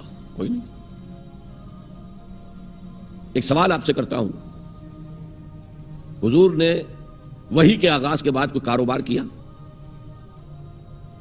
جی آپ پہلے بہت اچھے تاجر تھے، بہت کامیاب تاجر تھے، اس وقت کا ایکسپورٹ امپورٹ، قافلہ لے کر جا رہے ہیں شام، قافلہ واپس لے کر آ رہے ہیں. لیکن جیسے ہی وحی آ گئی یا ایھا المدثر قم فانذر وربک فکبر، اے لحاف میں لپٹ کر لیٹنے والے اب کھڑے ہو جاؤ، کمر کس لو، گارڈ اپ یور لائنز، اپنے مشن کا آغاز کرو. اس کا آغاز کیا ہے؟ انذار، خبردار کرو انہیں کہ زندگی یہی زندگی نہیں ہے، اصل زندگی آخرت کی زندگی ہے، اور قیامت کے دن تمہیں حساب جو ہے اپنا پیش کرنا ہوگا، جواب دہی کرنی ہوگی. You will have to face the ground accountability of the day of judgment. یہ انذار سے بات شروع کرو. وَرَبَّكَ فَكَبِّرْ، اور جو ہدف ہے مقصود کیا؟ اللہ کو بڑا کرو، یعنی اس کی بڑائی نافذ کرو. پارلیمنٹ میں بھی اس کا حرف آخری ہو، لِتَكُونَ كَلِمَةُ اللَّهِ هِيَ الْعُلْيَا، تاکہ اللہ کا کلمہ سب سے اونچا ہو جائے. یہ نہیں کہ صاحب ہمارے تو 60% لوگوں نے یہ رائے دے دی ہے، بس اب ہم نہیں جانتے کہ قرآن میں کیا ہے یا کسی اور آسمانی ہدایت میں کیا ہے، تورات میں کیا ہے، انجیل میں کیا، ہم نہیں جانتے. اگر ہم اس کے خلاف جد و جہد نہیں کرتے تو اتباع میں کوئی حصہ نہیں ہمارا. جو اطاعت تھوڑی بہت ہم کر رہے ہیں وہ بھی جزوی ہے، کلی نہیں ہے. اسی لیے دنیا کی رسوائی وہ تو ہمارے ماتھے پر لکھی ہوئی ہے. ضربت علیہم الذلۃ والمسکنۃ وباؤوا بغضب من اللہ. آج ہمارا حال یہ ہے.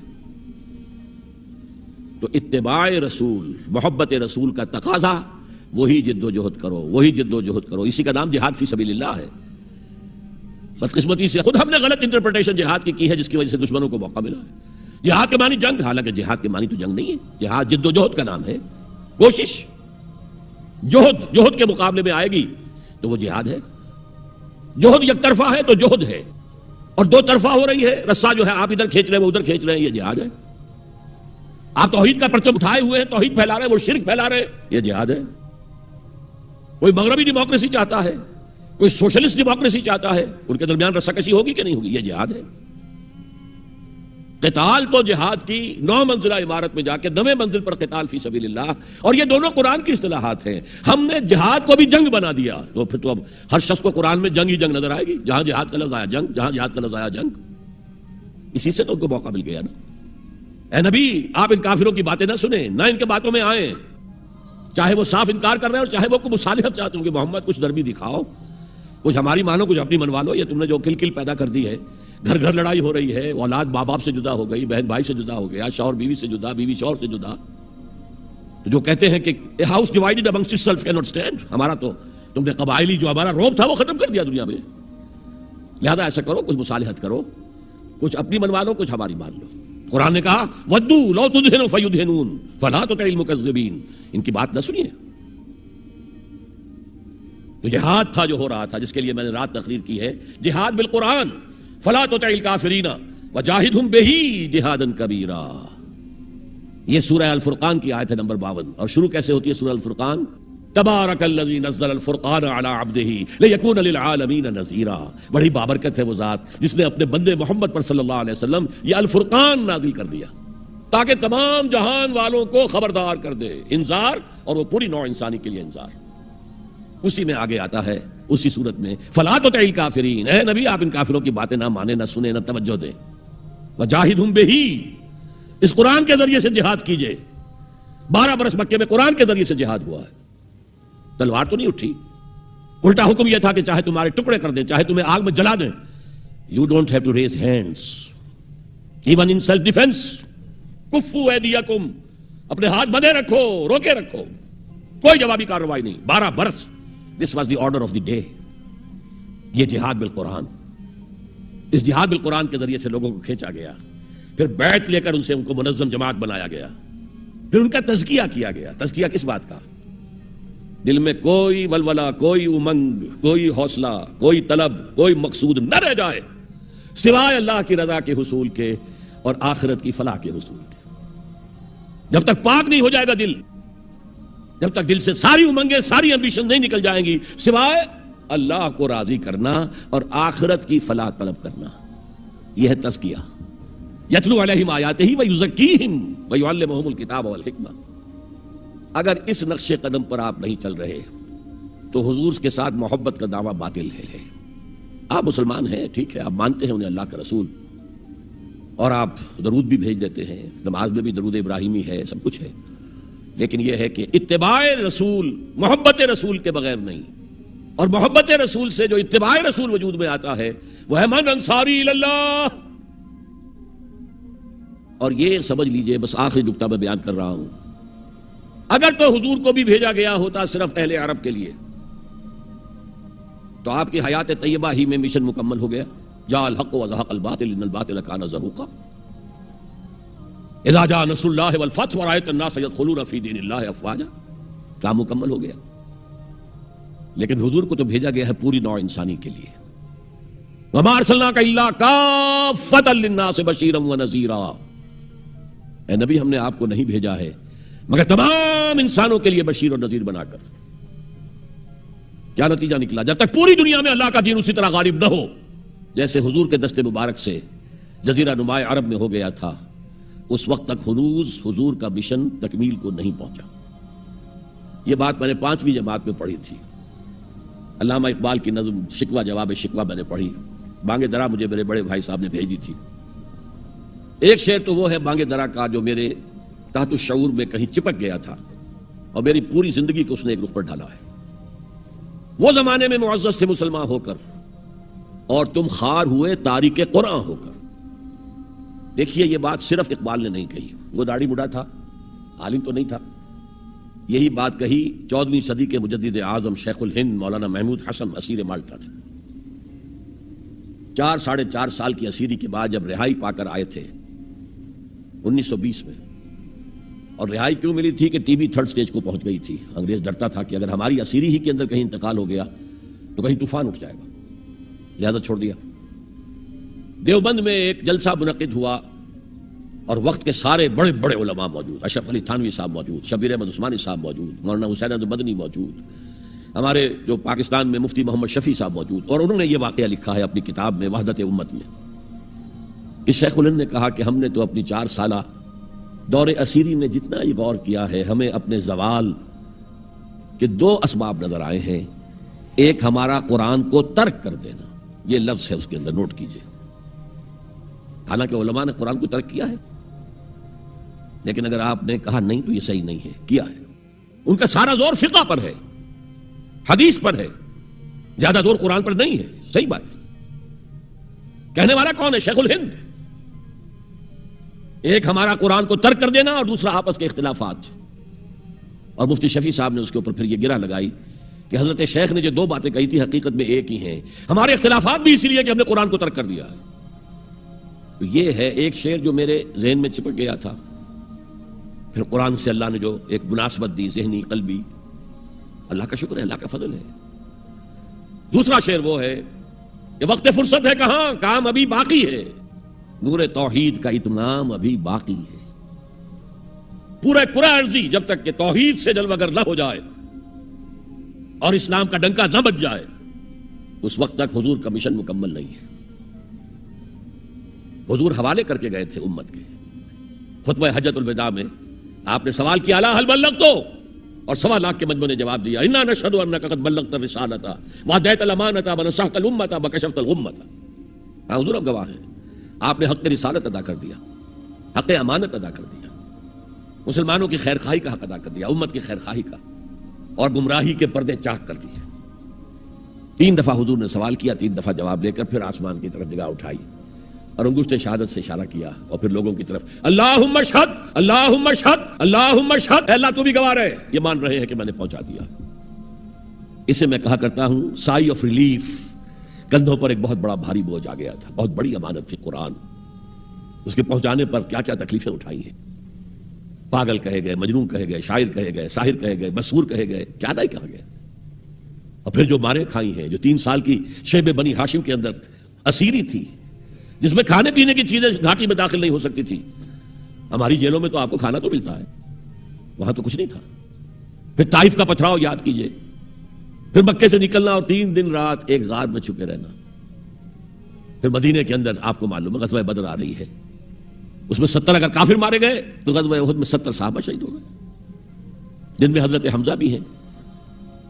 3 رشتے ہیں حضرت حمزہ سے حضور کے، چچا بھتیجا، سب کو بس یہی معلوم ہے، چچا بھتیجا، خالہ زاد بھائی، دودھ شریک بھائی، اور عربوں میں دودھ شریک بھائی حقیقی بھائی کے طور پر ہوتا تھا۔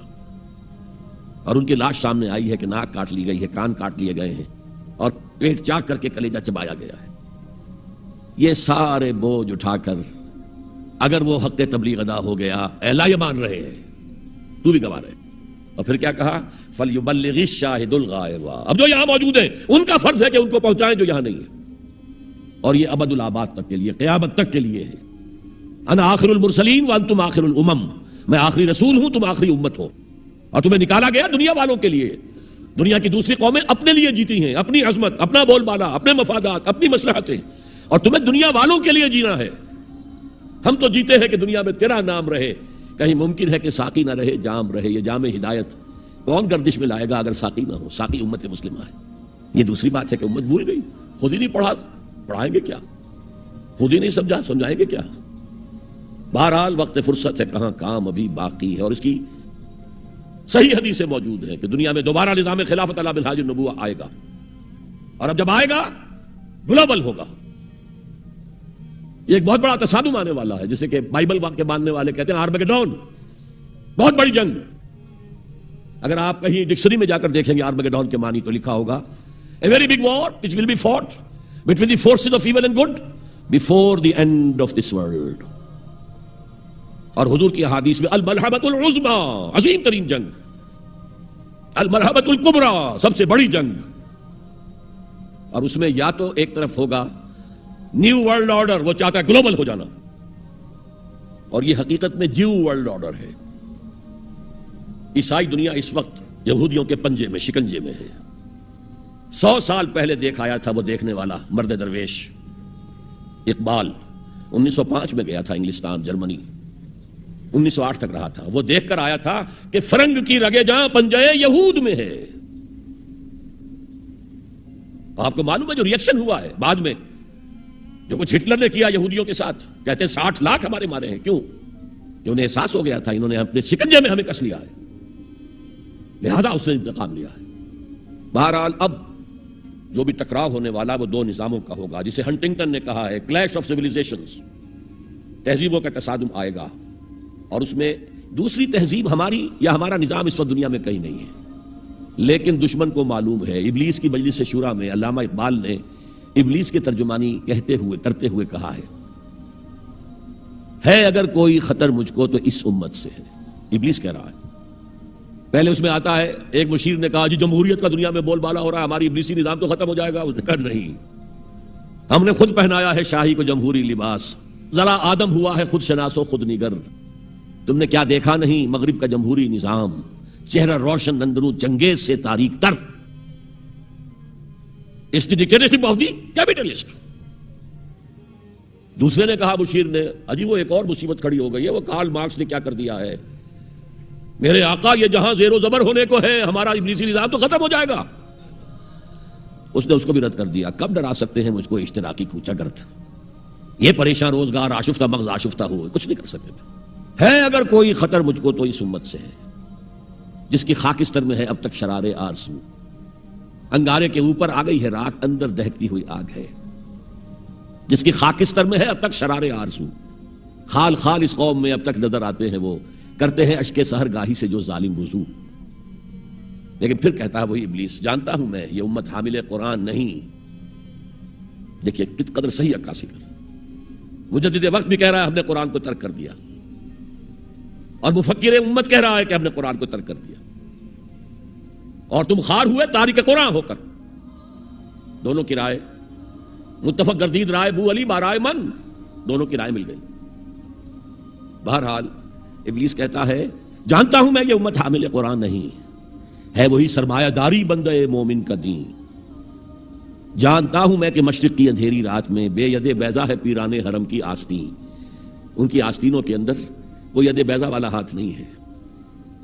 عصر حاضر کے تقاضاؤں سے ہے لیکن یہ خوف ہو نہ جائے آشکارا شرع پیغمبر کہیں، یہ تو تاریخ ادھر جا رہی ہے، اب نیا سنتھیسس کیا ہوگا؟ ملوکیت ختم ہوئی، جمہوریت آئی، جمہوریت نے کیپٹلزم کی شکل اختیار کر لی، اس کا جواب کمیونزم میں آیا، کمیونزم نے ڈکٹیٹرشپ کی شکل اختیار کی، وہ بھی آج بڑھ چکا ہے۔ اور فوکویاما جو ہے بغلے بجا رہا ہے کہ معلوم ہو گیا کہ ہمارے نظام سے بہتر کوئی نظام نہیں، دیکھو وہ پڑا ہوا ہے مرا ہوا مردہ یو ایس ایس آر کا اور کمیونزم کا۔ لیکن عصر حاضر کے تقاضاؤں سے ہے لیکن یہ خوف ہو نہ جائے آشکارا شرع پیغمبر کہیں، الحذر آئین پیغمبر سے 100 بار الحذر، حافظ ناموس زن مرد آزما مرد آفرین۔ موت کا پیغام ہر نوع غلامی کے لیے، نہ کوئی فغفور و خاقاں نہ گدائے رہنشیں، کرتا ہے دولت کو ہر آلودگی سے پاک و صاف، منعموں کو مال و دولت کا بناتا ہے امین۔ اس سے بڑھ کر اور کیا فکر و نظر کا انقلاب، بادشاہوں کی نہیں اللہ کی ہے یہ زمین، ان الارض للہ۔ یہ نظام دبا ہوا ہے، راکھ کے اندر چھپا ہوا ہے، لیکن وہ خوب جانتے ہیں کہ ان کے اندر وہ جذبہ ہے، اگرچہ ابھی وہ جذبہ بھٹک رہا ہے، صحیح رخ پر نہیں پڑ رہا، کہیں اس نے دہشت گردی کی شکل اختیار کر لی جو کاؤنٹر پروڈکٹیو ہے۔ فائدہ کیا؟ ایک ہاتھی کو آپ ایک سوئی چبو دیں اسے پتہ بھی نہیں چلے گا کہ میرے جسم میں کوئی سوئی گئی۔ امریکہ ہاتھی ہے اور نشے میں دھت ہاتھی ہے، جس نے نہ یونائٹڈ نیشنز کی پرواہ کی، نہ ورلڈ کی رائے عامہ کی پرواہ کی، نہ اپنے جو یورپین الائز ہیں ان کی پرواہ کی، کسی کی پرواہ نہیں کی۔ وی شل گو اٹ الون، جسے جہاں آنا ہو آ جائے ورنہ نہیں، نشے میں دھت ہے۔ لیکن جب یو ایس ایس آر کا خاتمہ ہوا اور ادھر جو ہے نیٹو کو اثر نو منظم کرنے لگے، ایکسپینشن ہو رہی ہے، تو کسی نے پوچھا اس وقت نیٹو چیف سے کہ اب آپ کا جو دشمن تھا وہ تو ختم ہو گیا، وہ تو تمہارے قدموں میں پڑا ہوا ہے، تمہارے قرضے لے کر تو بمشکل وہ روٹی کھا رہا ہے، تو کیا ضرورت ہے اب نیٹو کی اور یہ سارا؟ ان کا ہمیں مسلم فنڈامنٹلزم سے خدشہ ہے، ڈر ہے، یہ ساری تیاری اس کے لیے ہو رہی ہے۔ ایک بہت بڑا تصادم ہوگا جس کے لیے کمر کسنے کی ضرورت ہے، لیکن اس میں یہ ہے کہ جو کمزوری ہماری ہے، ہم میتھڈولوجی آف دی پروفٹ صلی اللہ علیہ وسلم کو نہیں سمجھ پا رہے۔ یہ کام ایک دفعہ ہونا ہے، دوبارہ ہوگا اسی طریقے سے جس طریقے سے حضور نے برپا کیا تھا۔ آپ زمانے سے بورو کر کے کمیونسٹوں سے ان کا طریقہ کار مانگ کر یا یہ انتخابات کے ذریعے اسلام نہیں آ سکتا، وہ آئے گا through the revolutionary process to be derived from the سیرہ of محمد صلی اللہ علیہ وسلم۔ بہرحال اس کے لیے کمر کسیں، اتباع رسول جو ہے، دل میں ارادہ تو ابھی سے باندھیں کہ ہمیں کرنا ہے، اللہ تعالی ہمیں اس کی توفیق عطا فرمائے۔ تو حب رسول کا تقاضا اتباع رسول، اور اتباع رسول کیا؟ حضور نے اپنی زندگی کھپائی کس کام کے لیے؟ دین کی دعوت و تبلیغ اور دین کو قائم کرنے کی جد و جہد. اللہ تعالی ہمیں اس کے لیے اپنا عزم مصمم کرنے کی توفیق عطا فرمائے. اقول قولی ھذا واستغفر اللہ لی ولکم ولسائر المسلمین والمسلمات. میں آپ سب سے درخواست ہے کہ آپ بیٹھے رہیں. ڈاکٹر اسرار احمد آپ کے سوالوں کے جواب دیں گے. بسم اللہ الرحمن الرحیم. بشیر احمد صاحب ہیں بنگلور سے. وہ لکھتے ہیں کیا حضور کے بعثت کا مقصد حکومت الہیہ ہے؟ مسلم ممالک میں ممکن ہے؟ کیا دوسرے ممالک بھی ہے؟ مسلمانوں پر یہ مقصد فرض ہے جب دوسرے ممالک میں بھی؟ میرا جواب یہ ہے کہ ہر صاحب ایمان پر فرض ہے. میں یہاں مسلم کا لفظ استعمال نہیں کر رہا. مومن جس کے دل میں کنوکشن پیدا ہو جائے. سب سے پہلا کام یہ ہوگا کہ آپ اپنا ایمان پیدا کریں. سورہ نساء میں فرمایا گیا ہے یا ایھا الذین آمنوا آمنوا باللہ ورسولہ. اے ایمان کے دعوے دارو ایمان لاؤ اللہ پر اور اس کے رسول پر جیسا کہ ایمان لانے کا حق ہے. تو مومن پر فرض ہے چاہے وہ اکیلا ہو. اقلیت و اقلیت چھوڑ دیجئے آپ. اتباع کس کا نام ہے؟ حضور کی پیروی. تو حضور تو اکیلے تھے جب کام شروع کیا. آپ کے پاس کوئی جماعت نہیں تھی, کوئی امت نہیں تھی. آپ یہودیوں میں پیدا ہوئے ہوتے تو ایک امت تھی پہلے سے. عیسائیوں میں پیدا ہوئے ہوتے تو ایک امت. آپ تو ان مشرکین میں پیدا ہوئے, آپ کی کوئی امت نہیں تھی. پہلے دن 4 آدمی ایمان لائے. زوجہ محترمہ حضرت خدیجہ الکبریٰ رضی اللہ تعالی عنہا اور پرانے دوست دلی دوست حضرت صدیق اکبر رضی اللہ تعالی عنہ. علی چچا داد بھائی بھی ہیں اور اپنے ہی گود میں پل رہے ہیں. اور زید ابن حارثہ جنہیں آپ نے آزاد کر کے غلام تھے اور منہ بولا بیٹا بنا لیا تھا. اور 10 برس میں بمشکل 125 آدمی آئے. اگلے 10 برس میں ٹوٹل ریولوشن آ گیا. لیکن اس کی پابندی ہم پر نہیں ہے کہ ریولوشن لے آئیں. پابندی اس کے لیے جد و جہد کرنا ہے. نتیجہ اللہ کے ہاتھ میں ہو یا نہ ہو, لیکن یہ ہر مومن پر فرض ہے. ایک صاحب نے پوچھا what is the first step that we should follow to bring about Islamic social system. محمد یونس صاحب ہے یہ. میں نے آپ کے سوال کا جواب پہلے ہی دے دیا. پہلا سٹیپ یہ کہ ایمان پختہ کریں, ورنہ اگلا قدم نہیں اٹھ سکتا. اور یہ فرق میری تقریر سے آج آپ سمجھ لیجئے. ہمارے پاس بالعموم الا ماشاءاللہ ایمان نہیں ہے, عقیدہ ہے. اور عقیدہ جو ہے وہ انہیرٹ کیا ہے ہم نے اپنے والدین سے. It's a racial creed not personal conviction. تو پہلا کام یہ ہے. اس کے بعد جو ہے گاڑی آگے چلے گی. ہندوستان کی صورتحال میں مسلمانوں کا کیا رول ہونا چاہیے؟ ہندوستان میں بتائیے کون سی اسلامی اجتماعیت یہاں صحیح کام کر رہی ہے, بتائیے تو مہربانی بھی ہوگی. دیکھیے یہ میرے لیے مناسب نہیں ہے یہاں کی جماعتوں کے مابین میں کہوں یہ صحیح ہے غلط. میں نے اصولی بات آپ کو بتا دی. جو یہ کام کرے صحیح ہے آپ کریں, کھڑے ہو جائیں, صحیح ہو جائے گا.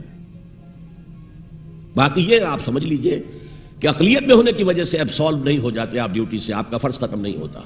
پہلے ایمان حاصل کریں اور اس کے بعد اس جد و جہد میں لگ جائیں. Is everything justified in jihad as done by jihadi fighters because it is known that Muhammad always followed war rules. آپ صحیح کہہ رہے ہیں. نبی اکرم صلی اللہ علیہ وسلم نے تو جو قوانین تھے, کھیتیاں نہ اجاڑی جائیں, درخت نہ کاٹے جائیں, جو نان کمبیٹنٹس ہیں ان کو ہلاک نہ کیا جائے, بوڑھوں اور عورتوں پر زیادتی نہ, یہ سارے احکام تھے. اب آج جو انسان نے اپنی سائنٹیفک ٹیکنالوجی سے جو کچھ سیکھا ہے وہ کر سکتا ہے کمبیٹنٹ کون ہے اور کون نان کمبیٹنٹ ہے. ڈیزی کٹرز جو افغانستان میں گرے ہیں, کیا وہ دیکھ سکتا تھا کہ کون ہے جو لڑنے والا اور کون نہیں ہے؟ تو صورتحال بہت بگڑ گئی ہے. اور اب اس کے جواب میں ہماری طرف سے بھی کچھ لوگ مخلص ہیں, میں ان کے خلوص میں شک نہیں کرتا, لیکن جس طرح کی وہ انتقامی کارروائیاں کر رہے ہیں اسے حاصل کچھ نہیں. نتیجہ بلکہ کاؤنٹر پروڈکٹیو ہے. رائے عامہ جو ہے مسلمانوں کے خلاف ہو رہی ہے. حالانکہ پوری رائے عامہ جس طرح سامنے آئی ہے عراق پر حملے کے خلاف, دنیا میں اتنے بڑے ڈیمونسٹریشنز کبھی ہوئی نہیں ہے, یورپ میں اور انگلینڈ میں اور امریکہ میں. یہ حنیفہ کوئی شاید خاتون ہے. Please give some tips on how to become a perfect reader of Quran with understanding meanings of the sayings of the Almighty. قرآن مجید کا صحیح فہم حاصل نہیں ہو سکتا جب تک کہ آپ عربی نہ سیکھیں اور عربی زبان میں قرآن نہ پڑھیں. جب آپ قرآن کا ترجمہ پڑھتے ہیں یا پڑھتی ہیں تو یہ سیکنڈ ہینڈ نالج ہے. ٹرانسلیٹر نے یہ سمجھایا, آپ کو بتا دیا, جبکہ وہ براہ راست آپ کے قلب پر نازل ہو. تیرے ضمیر پہ جب تک نہ ہو نزول کتاب, گرہ کشا ہے نہ رازی نہ صاحب کشاف. It should descend directly on your heart. اس کے لیے اتنی عربی, یہ نہیں کہ آپ کو علامہ بن جائے عربی کی, لیکن یہ کہ اتنی عربی آتی ہو کہ قرآن کو پڑھتے ہوئے تسلسل نہ ٹوٹے. آیت پڑھی پھر ترجمہ دیکھا, پھر کہیں لکھا ہوگا نمبر 10 حاشیے میں کہیں ہے نمبر 10 تلاش کیا، پھر اسے پڑھا، پھر آئے اگلی آئے. یہ تو ایک یوں سمجھیے کہ قرآن کو ٹکڑے ٹکڑے کر دینا ہے. اس طریقے سے اس کی تاثیر ختم ہو جاتی ہے. Few more questions. Could we please have a more detailed explanation of the hadith wherein the Prophet has ordered us to follow 5 things including jihad? جی اصل میں پھر بات بہت لمبی ہو جائے گی. پہلے جماعت ہو وہ میں بیان کر چکا ہوں. ایک آرگنائز جماعت کے بغیر تو کوئی انقلاب تو نہیں لایا جا سکتا، نظام نہیں بدلا جا سکتا. تبلیغ کے لیے آپ ادارے قائم کر لیں. اب ماشاءاللہ کتنا بڑا ادارہ ہے IRF کا، اس کے ذریعے سے جو تبلیغ ہو رہی ہے بہت بڑے پیمانے پر ہو رہی ہے. ہم نے انجمن خدام القرآن لاہور میں قائم کی، لاہور، کراچی، ملتان، فیصل آباد، جھنگ وغیرہ میں، اسلام آباد، پشاور، کوئٹہ. لیکن یہ کہ یہ جماعت نہیں ہوتی ہے، یہ انسٹیٹیوشنز ہوتے ہیں، یہ ادارے ہیں. دارالعلوم ہیں وہ بھی ادارے ہیں. اور پھر جماعت وہ ہوتی ہے کہ جس میں سمع و طاعت ہو، لسن اینڈ اوبے. اور اسی کی بیعت لی تھی حضور نے صحابہ سے. حضرت عبادہ ابن ثابت فرماتے ہیں رضی اللہ تعالی عنہ، اور یہ بیعت عقبہ اولیٰ، بیعت عقبہ ثانیہ دونوں میں شریک تھے، انصاری صحابی ہیں.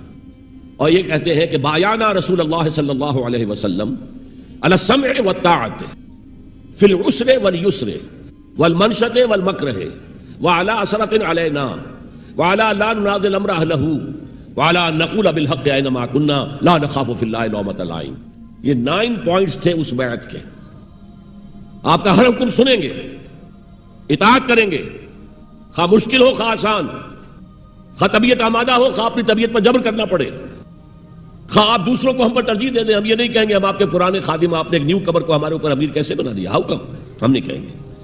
It will be your prerogative, جس کو چاہیں آپ امیر بنائیں، اور جس کو آپ امیر بنائیں گے جھگڑیں گے نہیں ان سے، ان کی بھی اطاعت کریں گے. البتہ جو ہماری رائے ہوگی وہ ہم ضرور پیش کریں گے. یہ تھا معاہدہ جس پر جماعت قائم ہوئی، سب اطاعت. اب یہ کیا کرے گی جماعت؟ 2 کام کرنے ہیں، ہجرت اور جہاد. ہجرت کیا ہے؟ ان دونوں چیزوں کی ایک جڑ ہے، ایک چوٹی ہے. حضور سے پوچھا گیا ای الہجرت افضل یا رسول اللہ، اللہ کے رسول یہ بتائیے کہ سب سے افضل ہجرت کون سی ہے؟ آپ نے فرمایا ان تہجر ما کرہ ربک، ہر اس چیز کو چھوڑ دو جو تمہارے رب کو پسند نہیں ہے.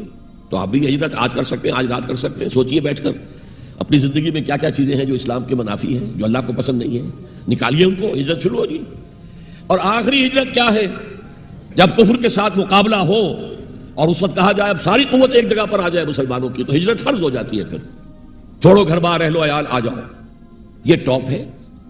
جہاد کیا ہے؟ جہاد کی پہلی منزل کیا ہے؟ اپنے نفس کے خلاف جہاد کرو، اسے اللہ کا مطیع بناؤ. اور آخری جہاد کیا؟ قتال ہے اللہ کی راہ میں، جو کہ حضور اور آپ کے صحابہ نے کیا. تو یہ اس کے اندر، اس حدیث کے اندر وہ پورا پروسیس موجود ہے. بہت سے لوگ سمجھتے ہیں کہ بینک کا سود جائز ہے اس لیے کہ یہ حکومت کا ہی منافع ہے. اس کے بارے میں آپ کی رائے کیا ہے؟ اس سود کو لوگ سود کیوں نہیں سمجھتے؟ یہ بات بڑی تکلیف دہ ہے. اس لیے نہیں سمجھتے کہ آج پوری دنیا میں اس کا دور دورہ ہے. پوری دنیا کی یونیورسل اکانومی جو ہے اس کے اندر سود تانے بانے کی طرح ہے، جیسے کپڑے کا تانا بانا ہوتا ہے. اس سے بچ کر کاروبار بڑے سائز کا کرنا تقریباً محال ہے. اس لیے نہیں مانتے، بس بات تو سیدھی سی ہے، ورنہ وہ سود حرام ہے، اس میں کوئی شک و شبے کی گنجائش نہیں. اور البتہ 2 باتیں علیحدہ، ایک ہے براہ راست سود میں ملوث ہونا، یعنی رقم سود کے اوپر بینک میں رکھ کر اس کا سود جو ہے ماہانہ آ رہا ہے اور وہ سب کھا رہے ہیں، یہ براہ راست سود ہو گیا. یا سود پر آپ نے بینک سے رقم لی ہے، مکان ذرا بڑا عالیشان بنا رہے ہیں یا اپنا کاروبار کی وسعت دے رہے ہیں، یہ تو مطلقاً حرام ہے، حرام ہے، حرام ہے. اس سے زیادہ کوئی شے اسلام میں حرام نہیں ہے. حضور نے فرمایا الربا 70 حوبا، سود کے جرم کے گناہ کے 70 حصے ہیں، کچھ بڑے ہیں کچھ چھوٹے ہیں.